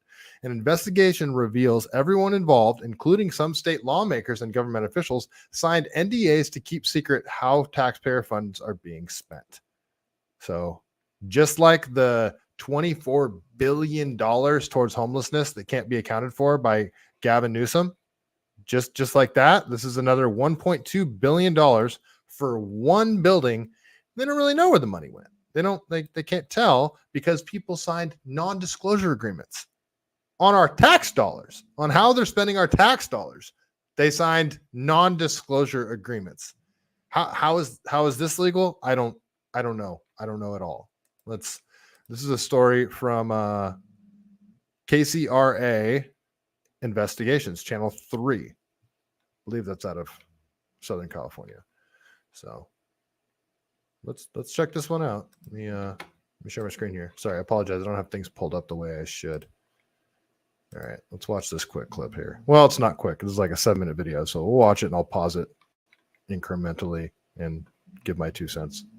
Find out how your tax dollars are being spent. Edie and Golston, this is a story you will only see here on KCRA 3, and we spent 3 months digging into this issue. We've learned thousands of people. Yes, Wally World. Thank you for reminding me. Sorry, I'll pause it really quick. The fentanyl needles and the crack pipes that they're handing out, they hand them out in single-use plastic bags. The kinds you used to get at the grocery store that everybody put in their trash cans. You guys remember those? That's how we recycled them. We use them as can liners for our little trash cans. Well, those are illegal now, and you can only get the super thick plastic ones at grocery stores now, and they cost you like between 10 and 25 cents, depending on the county that you're in. Well, not only did Gavin Newsom sign a bill recently that made that illegal, so you're no longer going to have plastic bags at grocery stores. It's not going to be allowed after 2026, I believe. No more plastic bags because they're bad for the environment, just like 25 years ago when paper bags were bad for the environment because we're cutting down all the trees, whatever. The non-governmental organizations, however, it's environmentally friendly for them to hand out the really thin single-use plastic bags as long as they're putting a crack pipe or a fentanyl needle in it. Yes, really. I'll show you guys a video of it later. It's really happening. People have signed non-disclosure agreements to keep the details of that project secret. The annex will eventually serve as a new office building for state lawmakers, the governor, and the lieutenant governor. Experts we talked to say the public deserves to know how their money is being spent.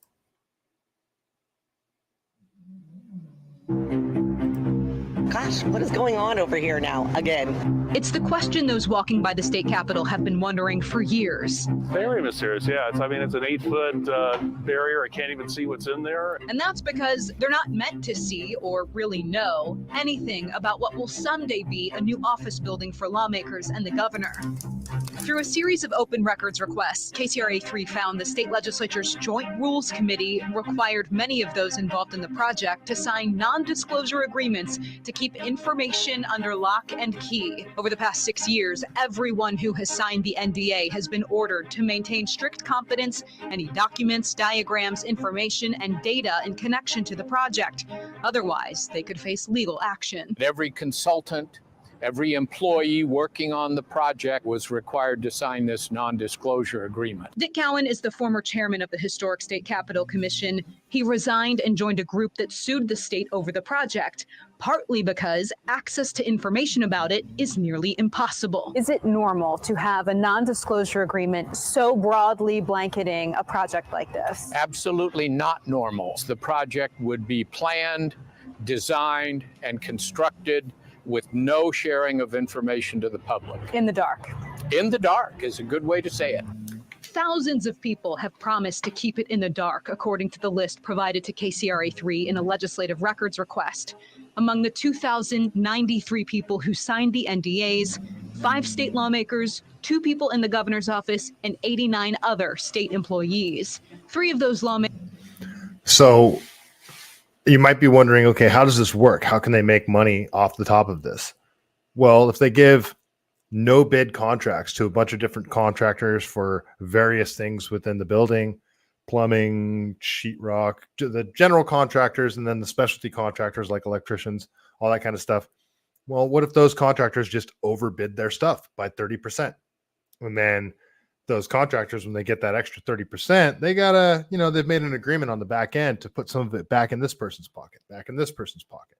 And then some of that money goes back to, gets kicked up to the top, whatever. I'm just speculating here, but there's ways when you put secrecy over all of the money that's being spent, it's really easy to skim off the top by just overcharging. Yeah, this drywall costs 20% more than it should. Who's going to know?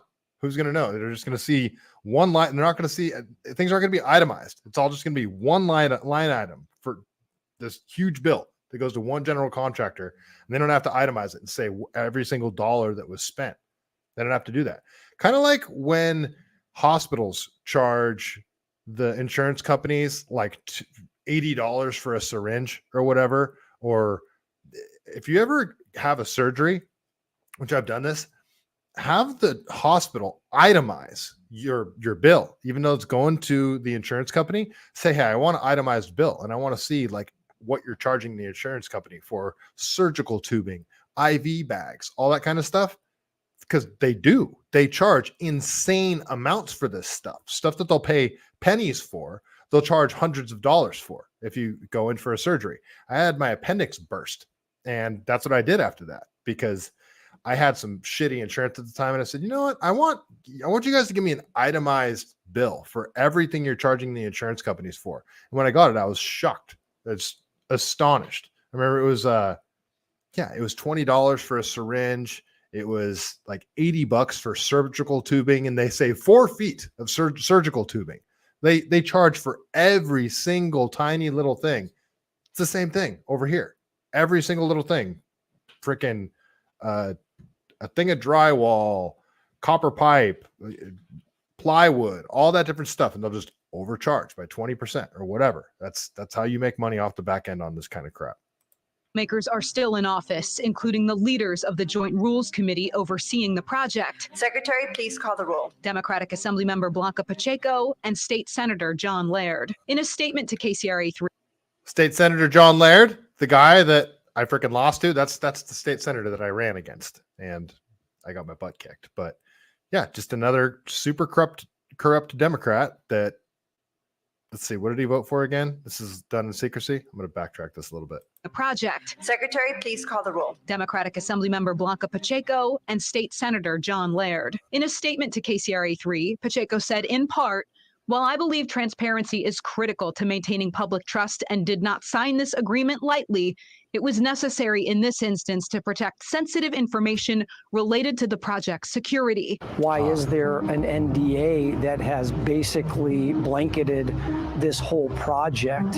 Longtime Capitol observer and McGeorge School of Law professor Chris McCaley said, if lawmakers wanted to protect security and other sensitive information, they could have specifically spelled that out in the agreement, but they did not. This broad sweeping non-disclosure doesn't really make much sense to me at this stage. We're not talking national security. We're not talking nuclear codes. We're not talking, orders to troops in wartime. David Loy is the legal director for the First Amendment Coalition. This is public money on a public building.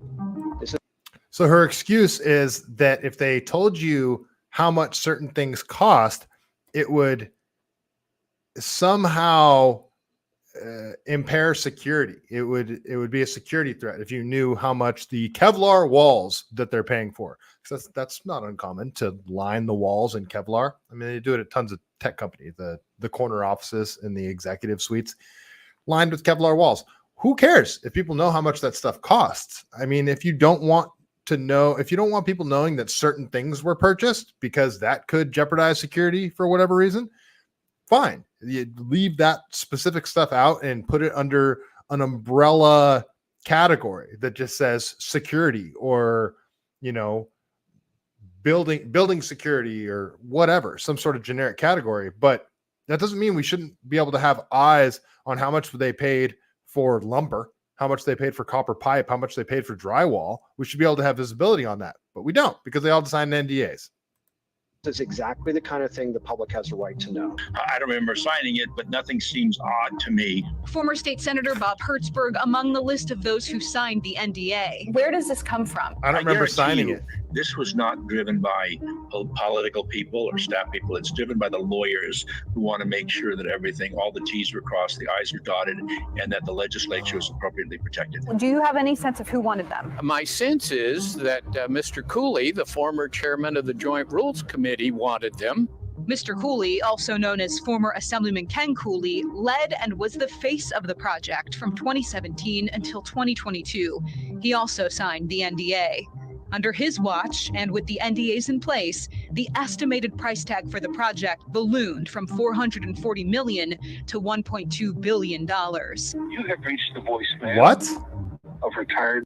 Did you hear that? So when they'd signed the NDAs, listen to how much it ballooned. 22. He also signed the NDA.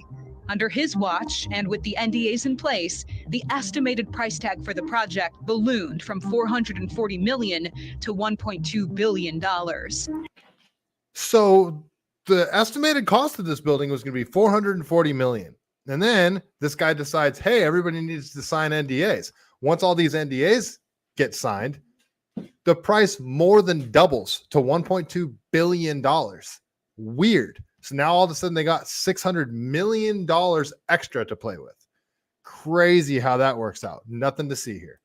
You have reached the voicemail of retired California State Assembly member Ken Cooley. Over the last few weeks, I repeatedly tried calling him, emailing him. We even went to his house to get answers. Is Ken Cooley here? Cooley last month spotted beyond the project gates where lawmakers signed one of the first beams that will be part of the new building. He certainly has a strong passion for this project. Sacramento County Assemblyman Josh Hoover, who voters elected over Cooley, was there. He was there to answer questions. He was there to answer questions with legislators.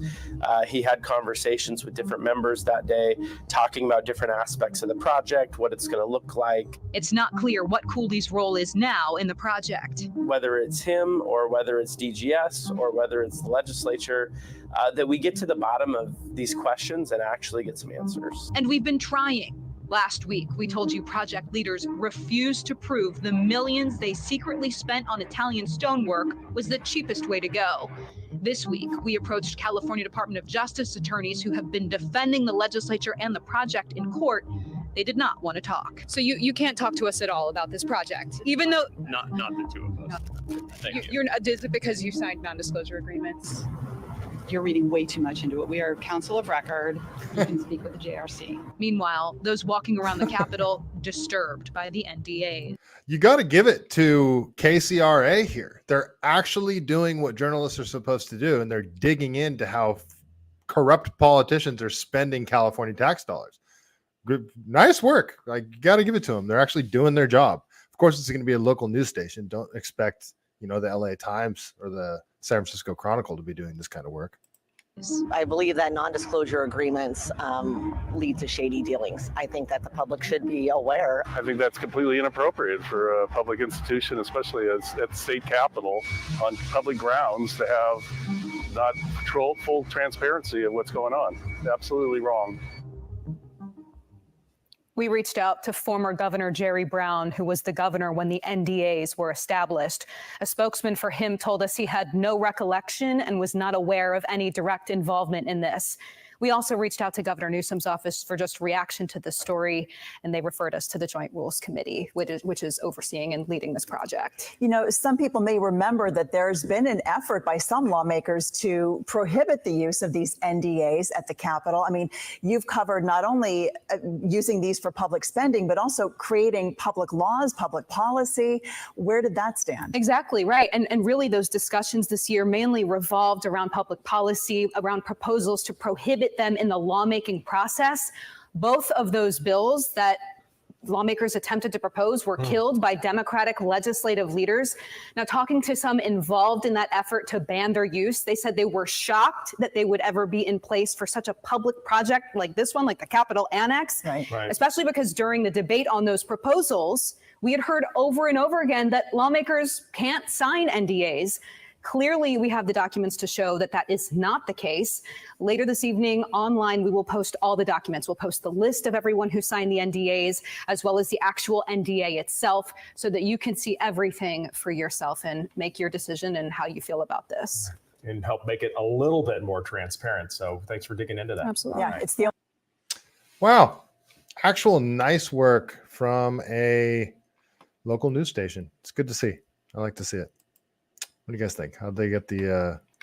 How do you guys feel about local politicians, the state legislature, and state senators signing non-disclosure agreements about how your tax dollars are spent?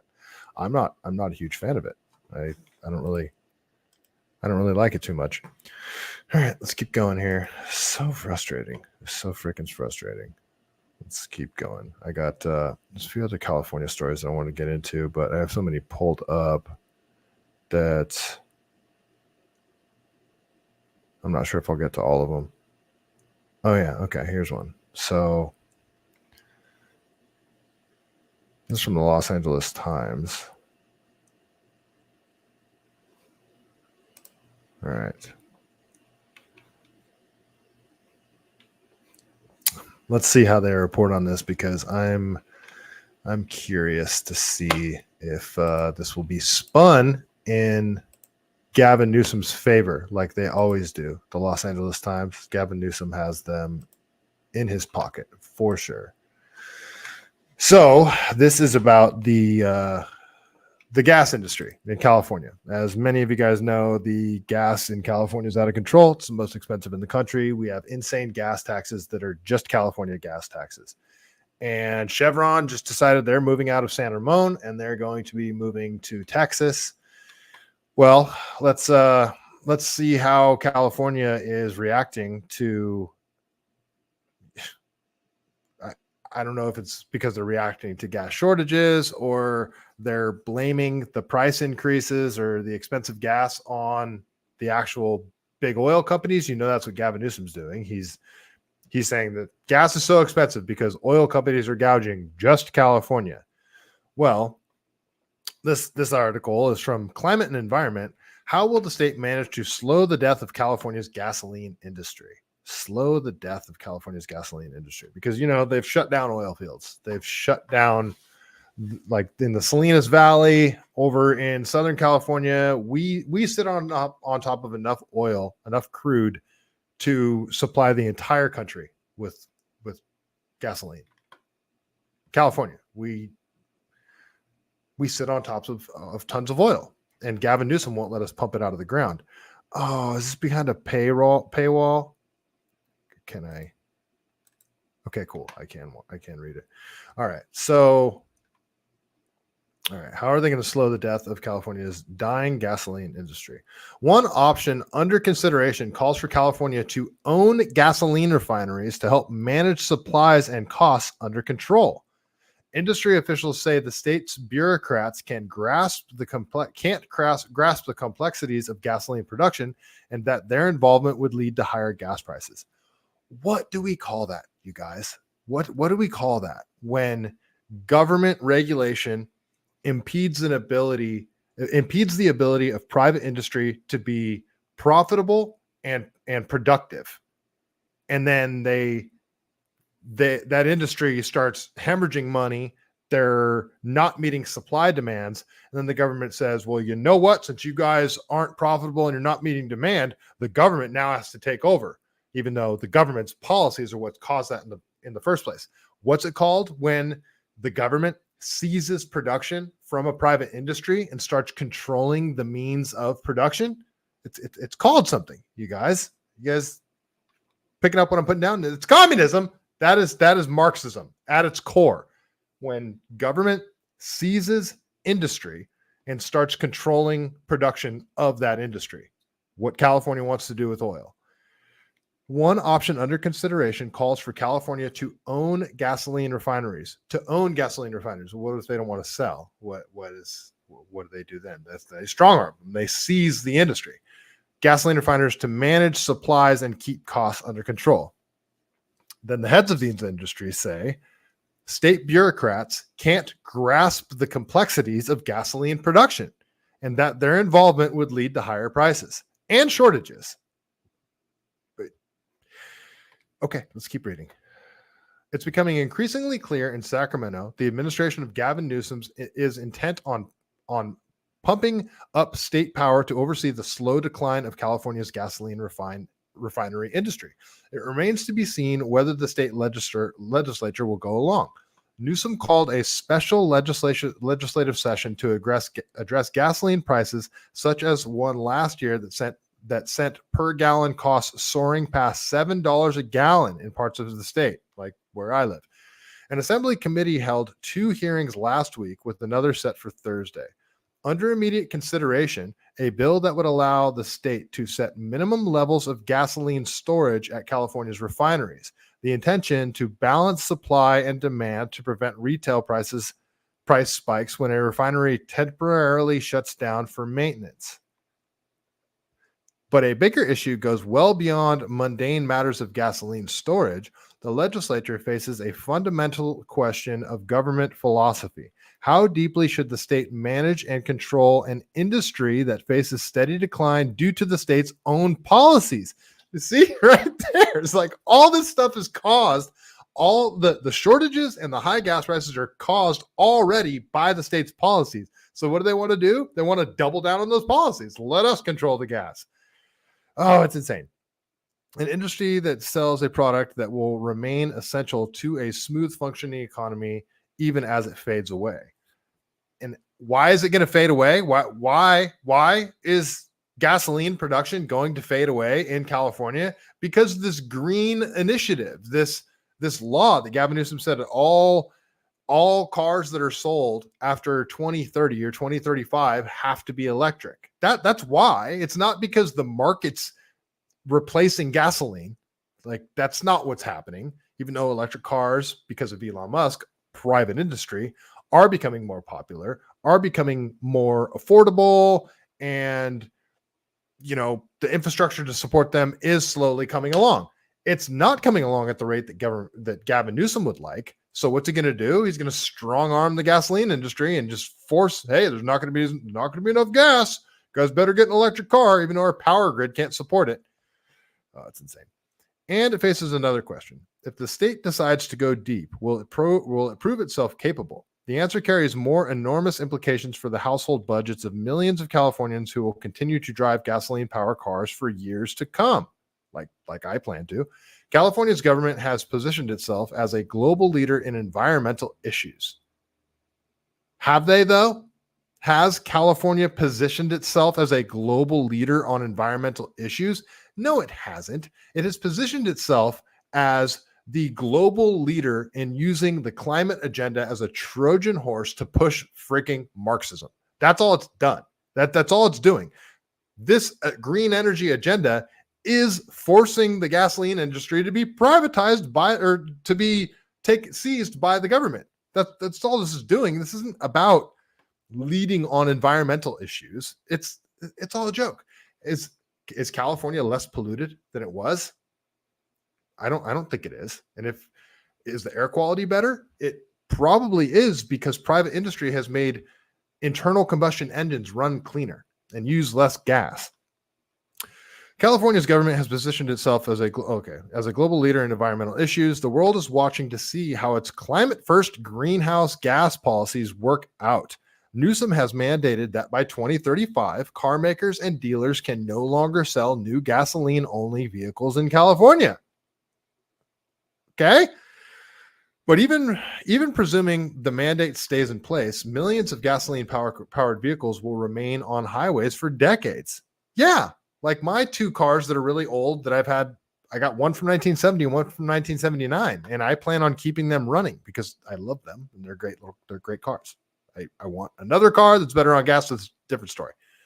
So the state government is in a pickle. It wants to keep gasoline prices reasonably low, while state refineries with no light at the end of their tunnel want to pull in all cash they can before the business disappears. If refineries cut back operations or close, or if their supply chains are disrupted, demand might exceed supply and drive up overall prices. Oh, so Gavin Newsom saying, hey, you oil refineries, you need to ramp up production. And they're like, why would we do that? Why would we create new refining facilities and produce more gasoline when we're actually slowly ramping down because we're not going to be needed 10 years from now because of your freaking policies? As demand for gasoline declines, the industry will become more concentrated and potentially less competitive, the California Energy Commission said in a recent report. Duh. Newsom's solution is heavier state intervention.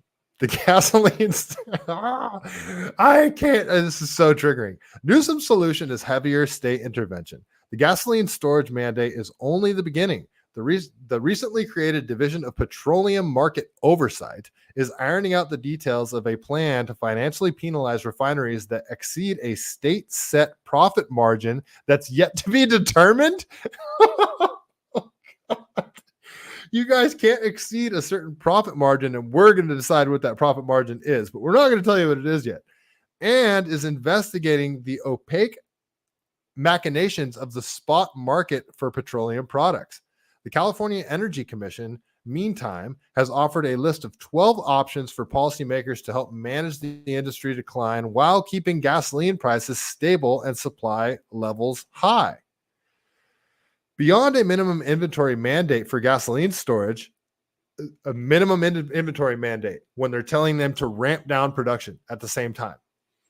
The possibilities include a limit on retail gasoline profit margins, a state lease or ownership of storage tanks, and the gasoline that would fill them, a state lease or ownership of ocean-going tankers that would hold emergency supplies of water. Emergency supplies of gasoline.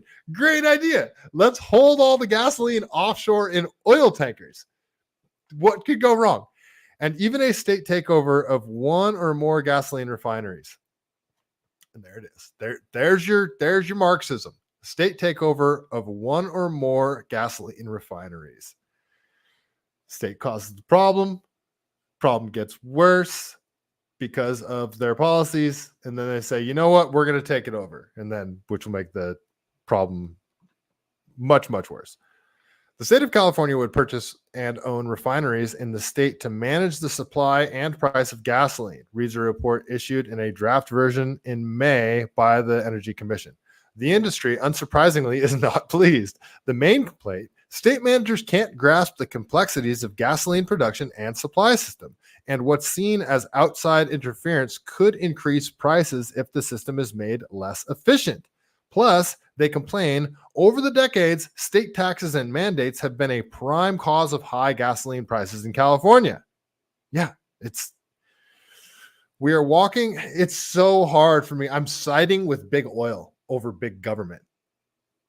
They're making sense. The government's not. So I'm going to side with big oil here. They're actually explaining their position and it makes sense. The government's just like, nope, we're going to take over your industry.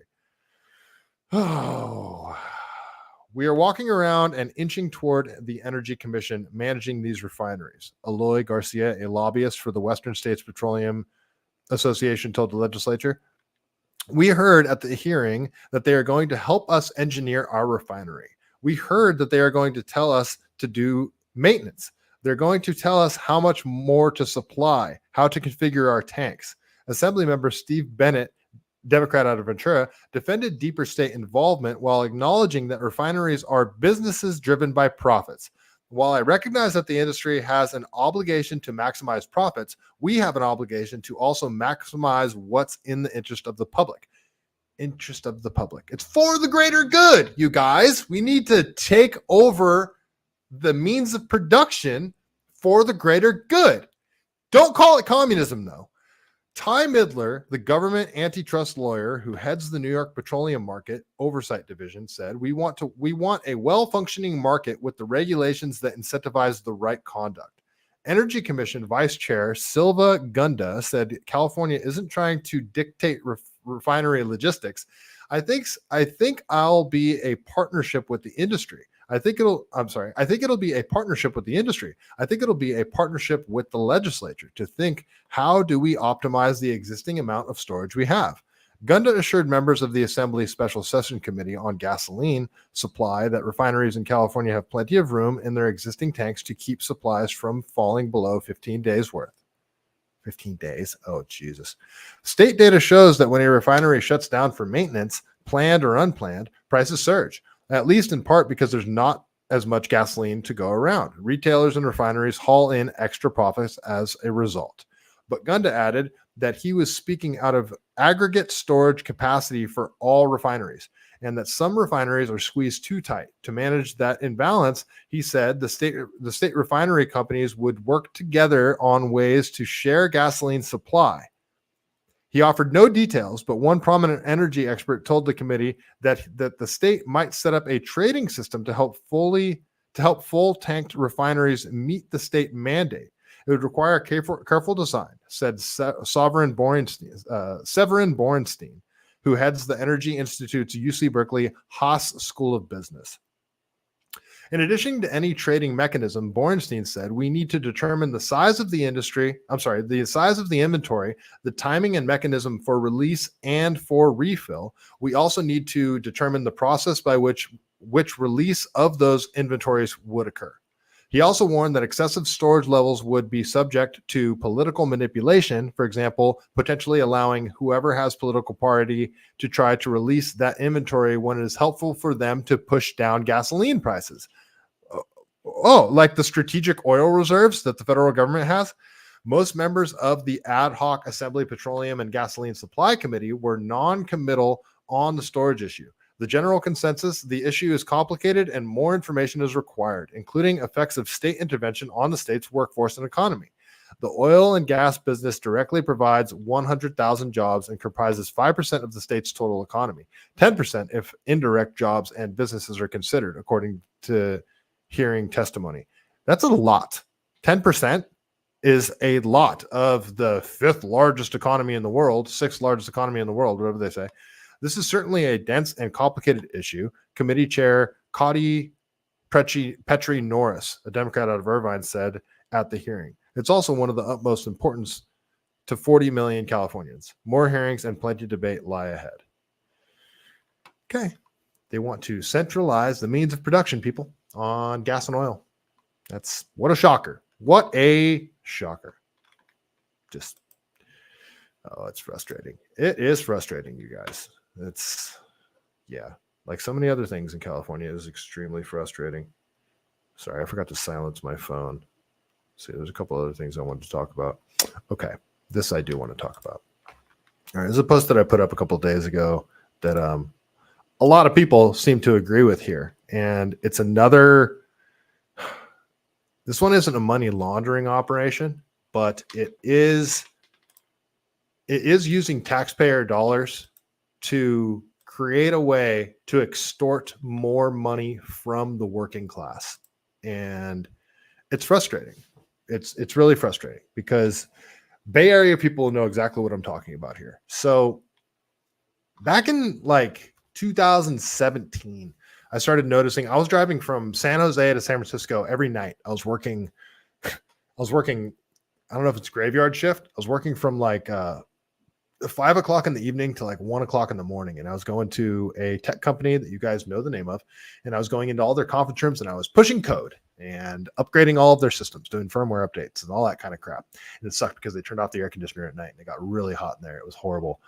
And I had no support. So, it'd be like midnight and I broke something and I couldn't figure out how to fix it. That was fun. Anyway, on the way back, I was noticing there was traffic because San Jose, driving to San Francisco, I wasn't even taking 280 or 101. I was actually, since I was coming from like West San Jose, my directions told me the fastest way were to take 880 and then hop across the Bay Bridge, which was the fastest. I had fast track that was paid for by the company. So that's the way I went. Well, on the way back, there started being freaking traffic every night at like 1 a.m. There's traffic. I'm like, what the hell? Because they were doing tons of construction on Highway 880 and it would all get brought down to 2 lanes because they were doing tons of construction. And I'm like, oh, okay. They're putting up new light posts all the way down Highway 880 from like Highway 92 in San Leandro, Hayward area, all the way to about Milpitas, like Highway 237 by McCarthy Ranch and shit right there. So that whole stretch was under construction for years and years and years. And it was just like, oh, they're putting up lampposts. They're putting up new lights and like, oh, great. They're going to fix this horrible freeway because if you guys know 880, especially there through Fremont, it's all built on top of marshland. So the road gets super jacked up super quick and there's potholes everywhere. It's horrible. Well, I was kind of excited about it. I was kind of like, all right, they're actually using our tax dollars to improve things. They're making the road better. No, that's not what they're doing. That's not what they were doing at all. So I'll read this post and you guys will get where I'm going with this. In the Bay Area, the carpool lane used to require 1 or 2 passengers depending on the freeway in order to use it. It was meant to encourage carpooling in order to cut down on air pollution. Now you can drive alone in your car and simply pay the fee for your fast track device in order to use the lane, but it's not cheap. This is one more example of how California government uses environmental policies to push an agenda. If you have enough money, green policies don't apply to you.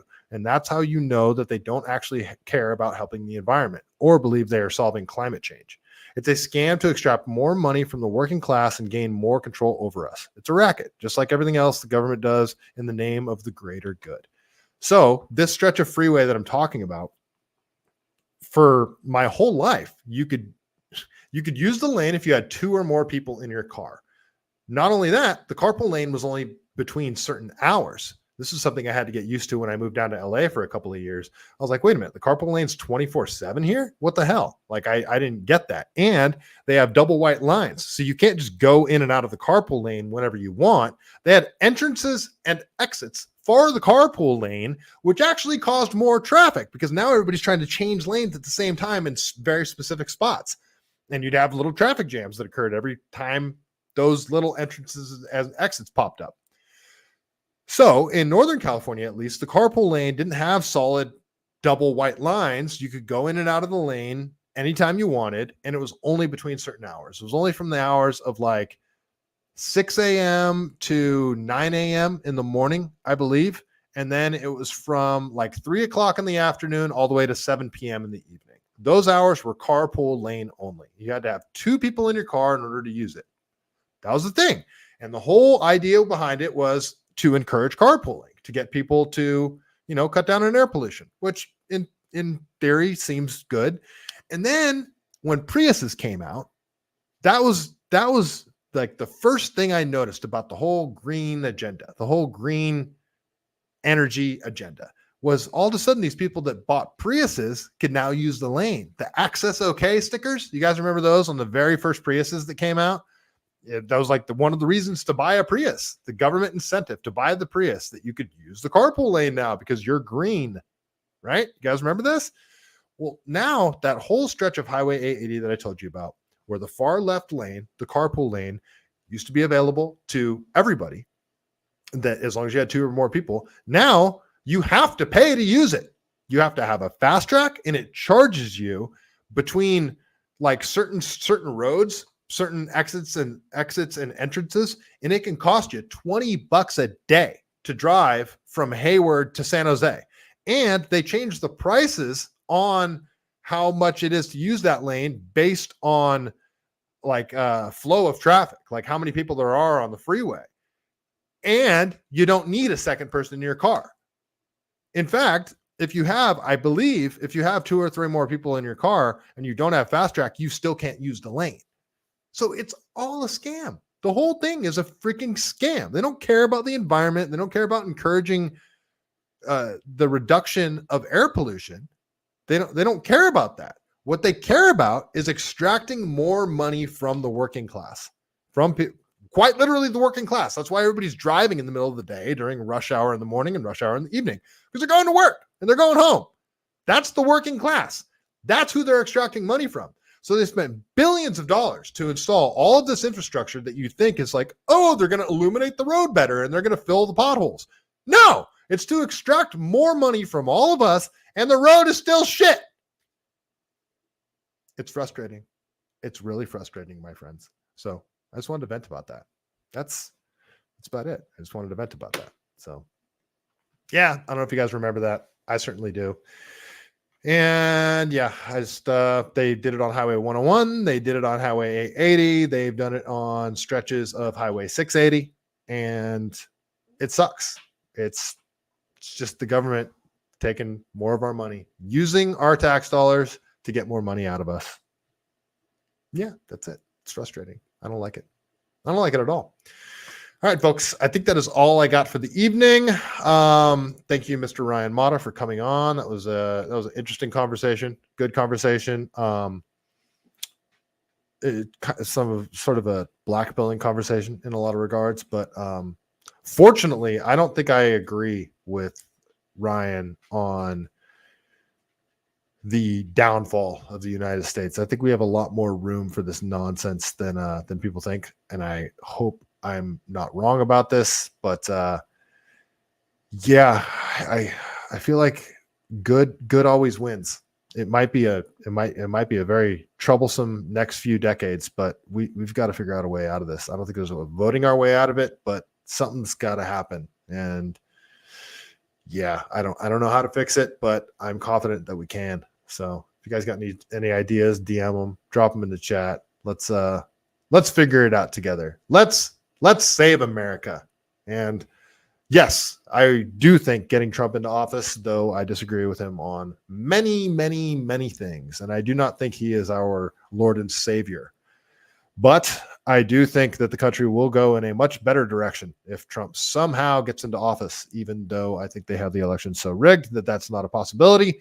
Still, the more people that vote for Trump, the more they have to rig it. So everyone get out there. If you've got your ballot already, put it back in the mail. Don't wait until the day of elections to vote. Get it out there. That was one of the mistakes that Trump made in 2020, was encouraging everybody to go and vote in person. No, you get that ballot, put it in the mail, get it out. Everybody vote for Donald Trump. Even if you don't like him, if you see the direction that this country is going and you don't agree with any of that stuff, you got to vote for the orange man.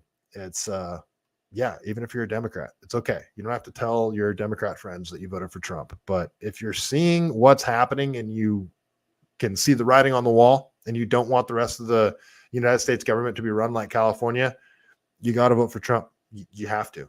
It's Kamala's going to be the exact same thing as Joe Biden. Joe Biden, the shell of a man that everyone knows he isn't actually running the country. Our country's being run by intelligence agencies and everybody else. That's what Kamala is going to do. She's going to do whatever she's told. So it's not going to work, you guys. All right. That is all I got for the evening. Before we get out of here, you know how we do it. We got to tell a joke from the greatest book ever written, The Truth About Chuck Norris. What do we have tonight? What do we have tonight, folks? I'm going to go to the very back of the book and see what we got. Okay. All right. This is a dumb one. I've pretty much read the whole thing, and it is kind of a dumb joke, but I'm going to read it anyway. Wally World, Provo. Let's see. Wally World, Provo over on YouTube. Thanks for hanging out. Bob T. Garden. Nice to see you. Northside, the RGS. Thank you guys so much for hanging out. Here's the Chuck Norris joke of the evening. Chuck Norris has a penis so long that he was the first man to win an Olympic gold medal for pole vaulting without the use of a pole. And on that note, stay CaliBased.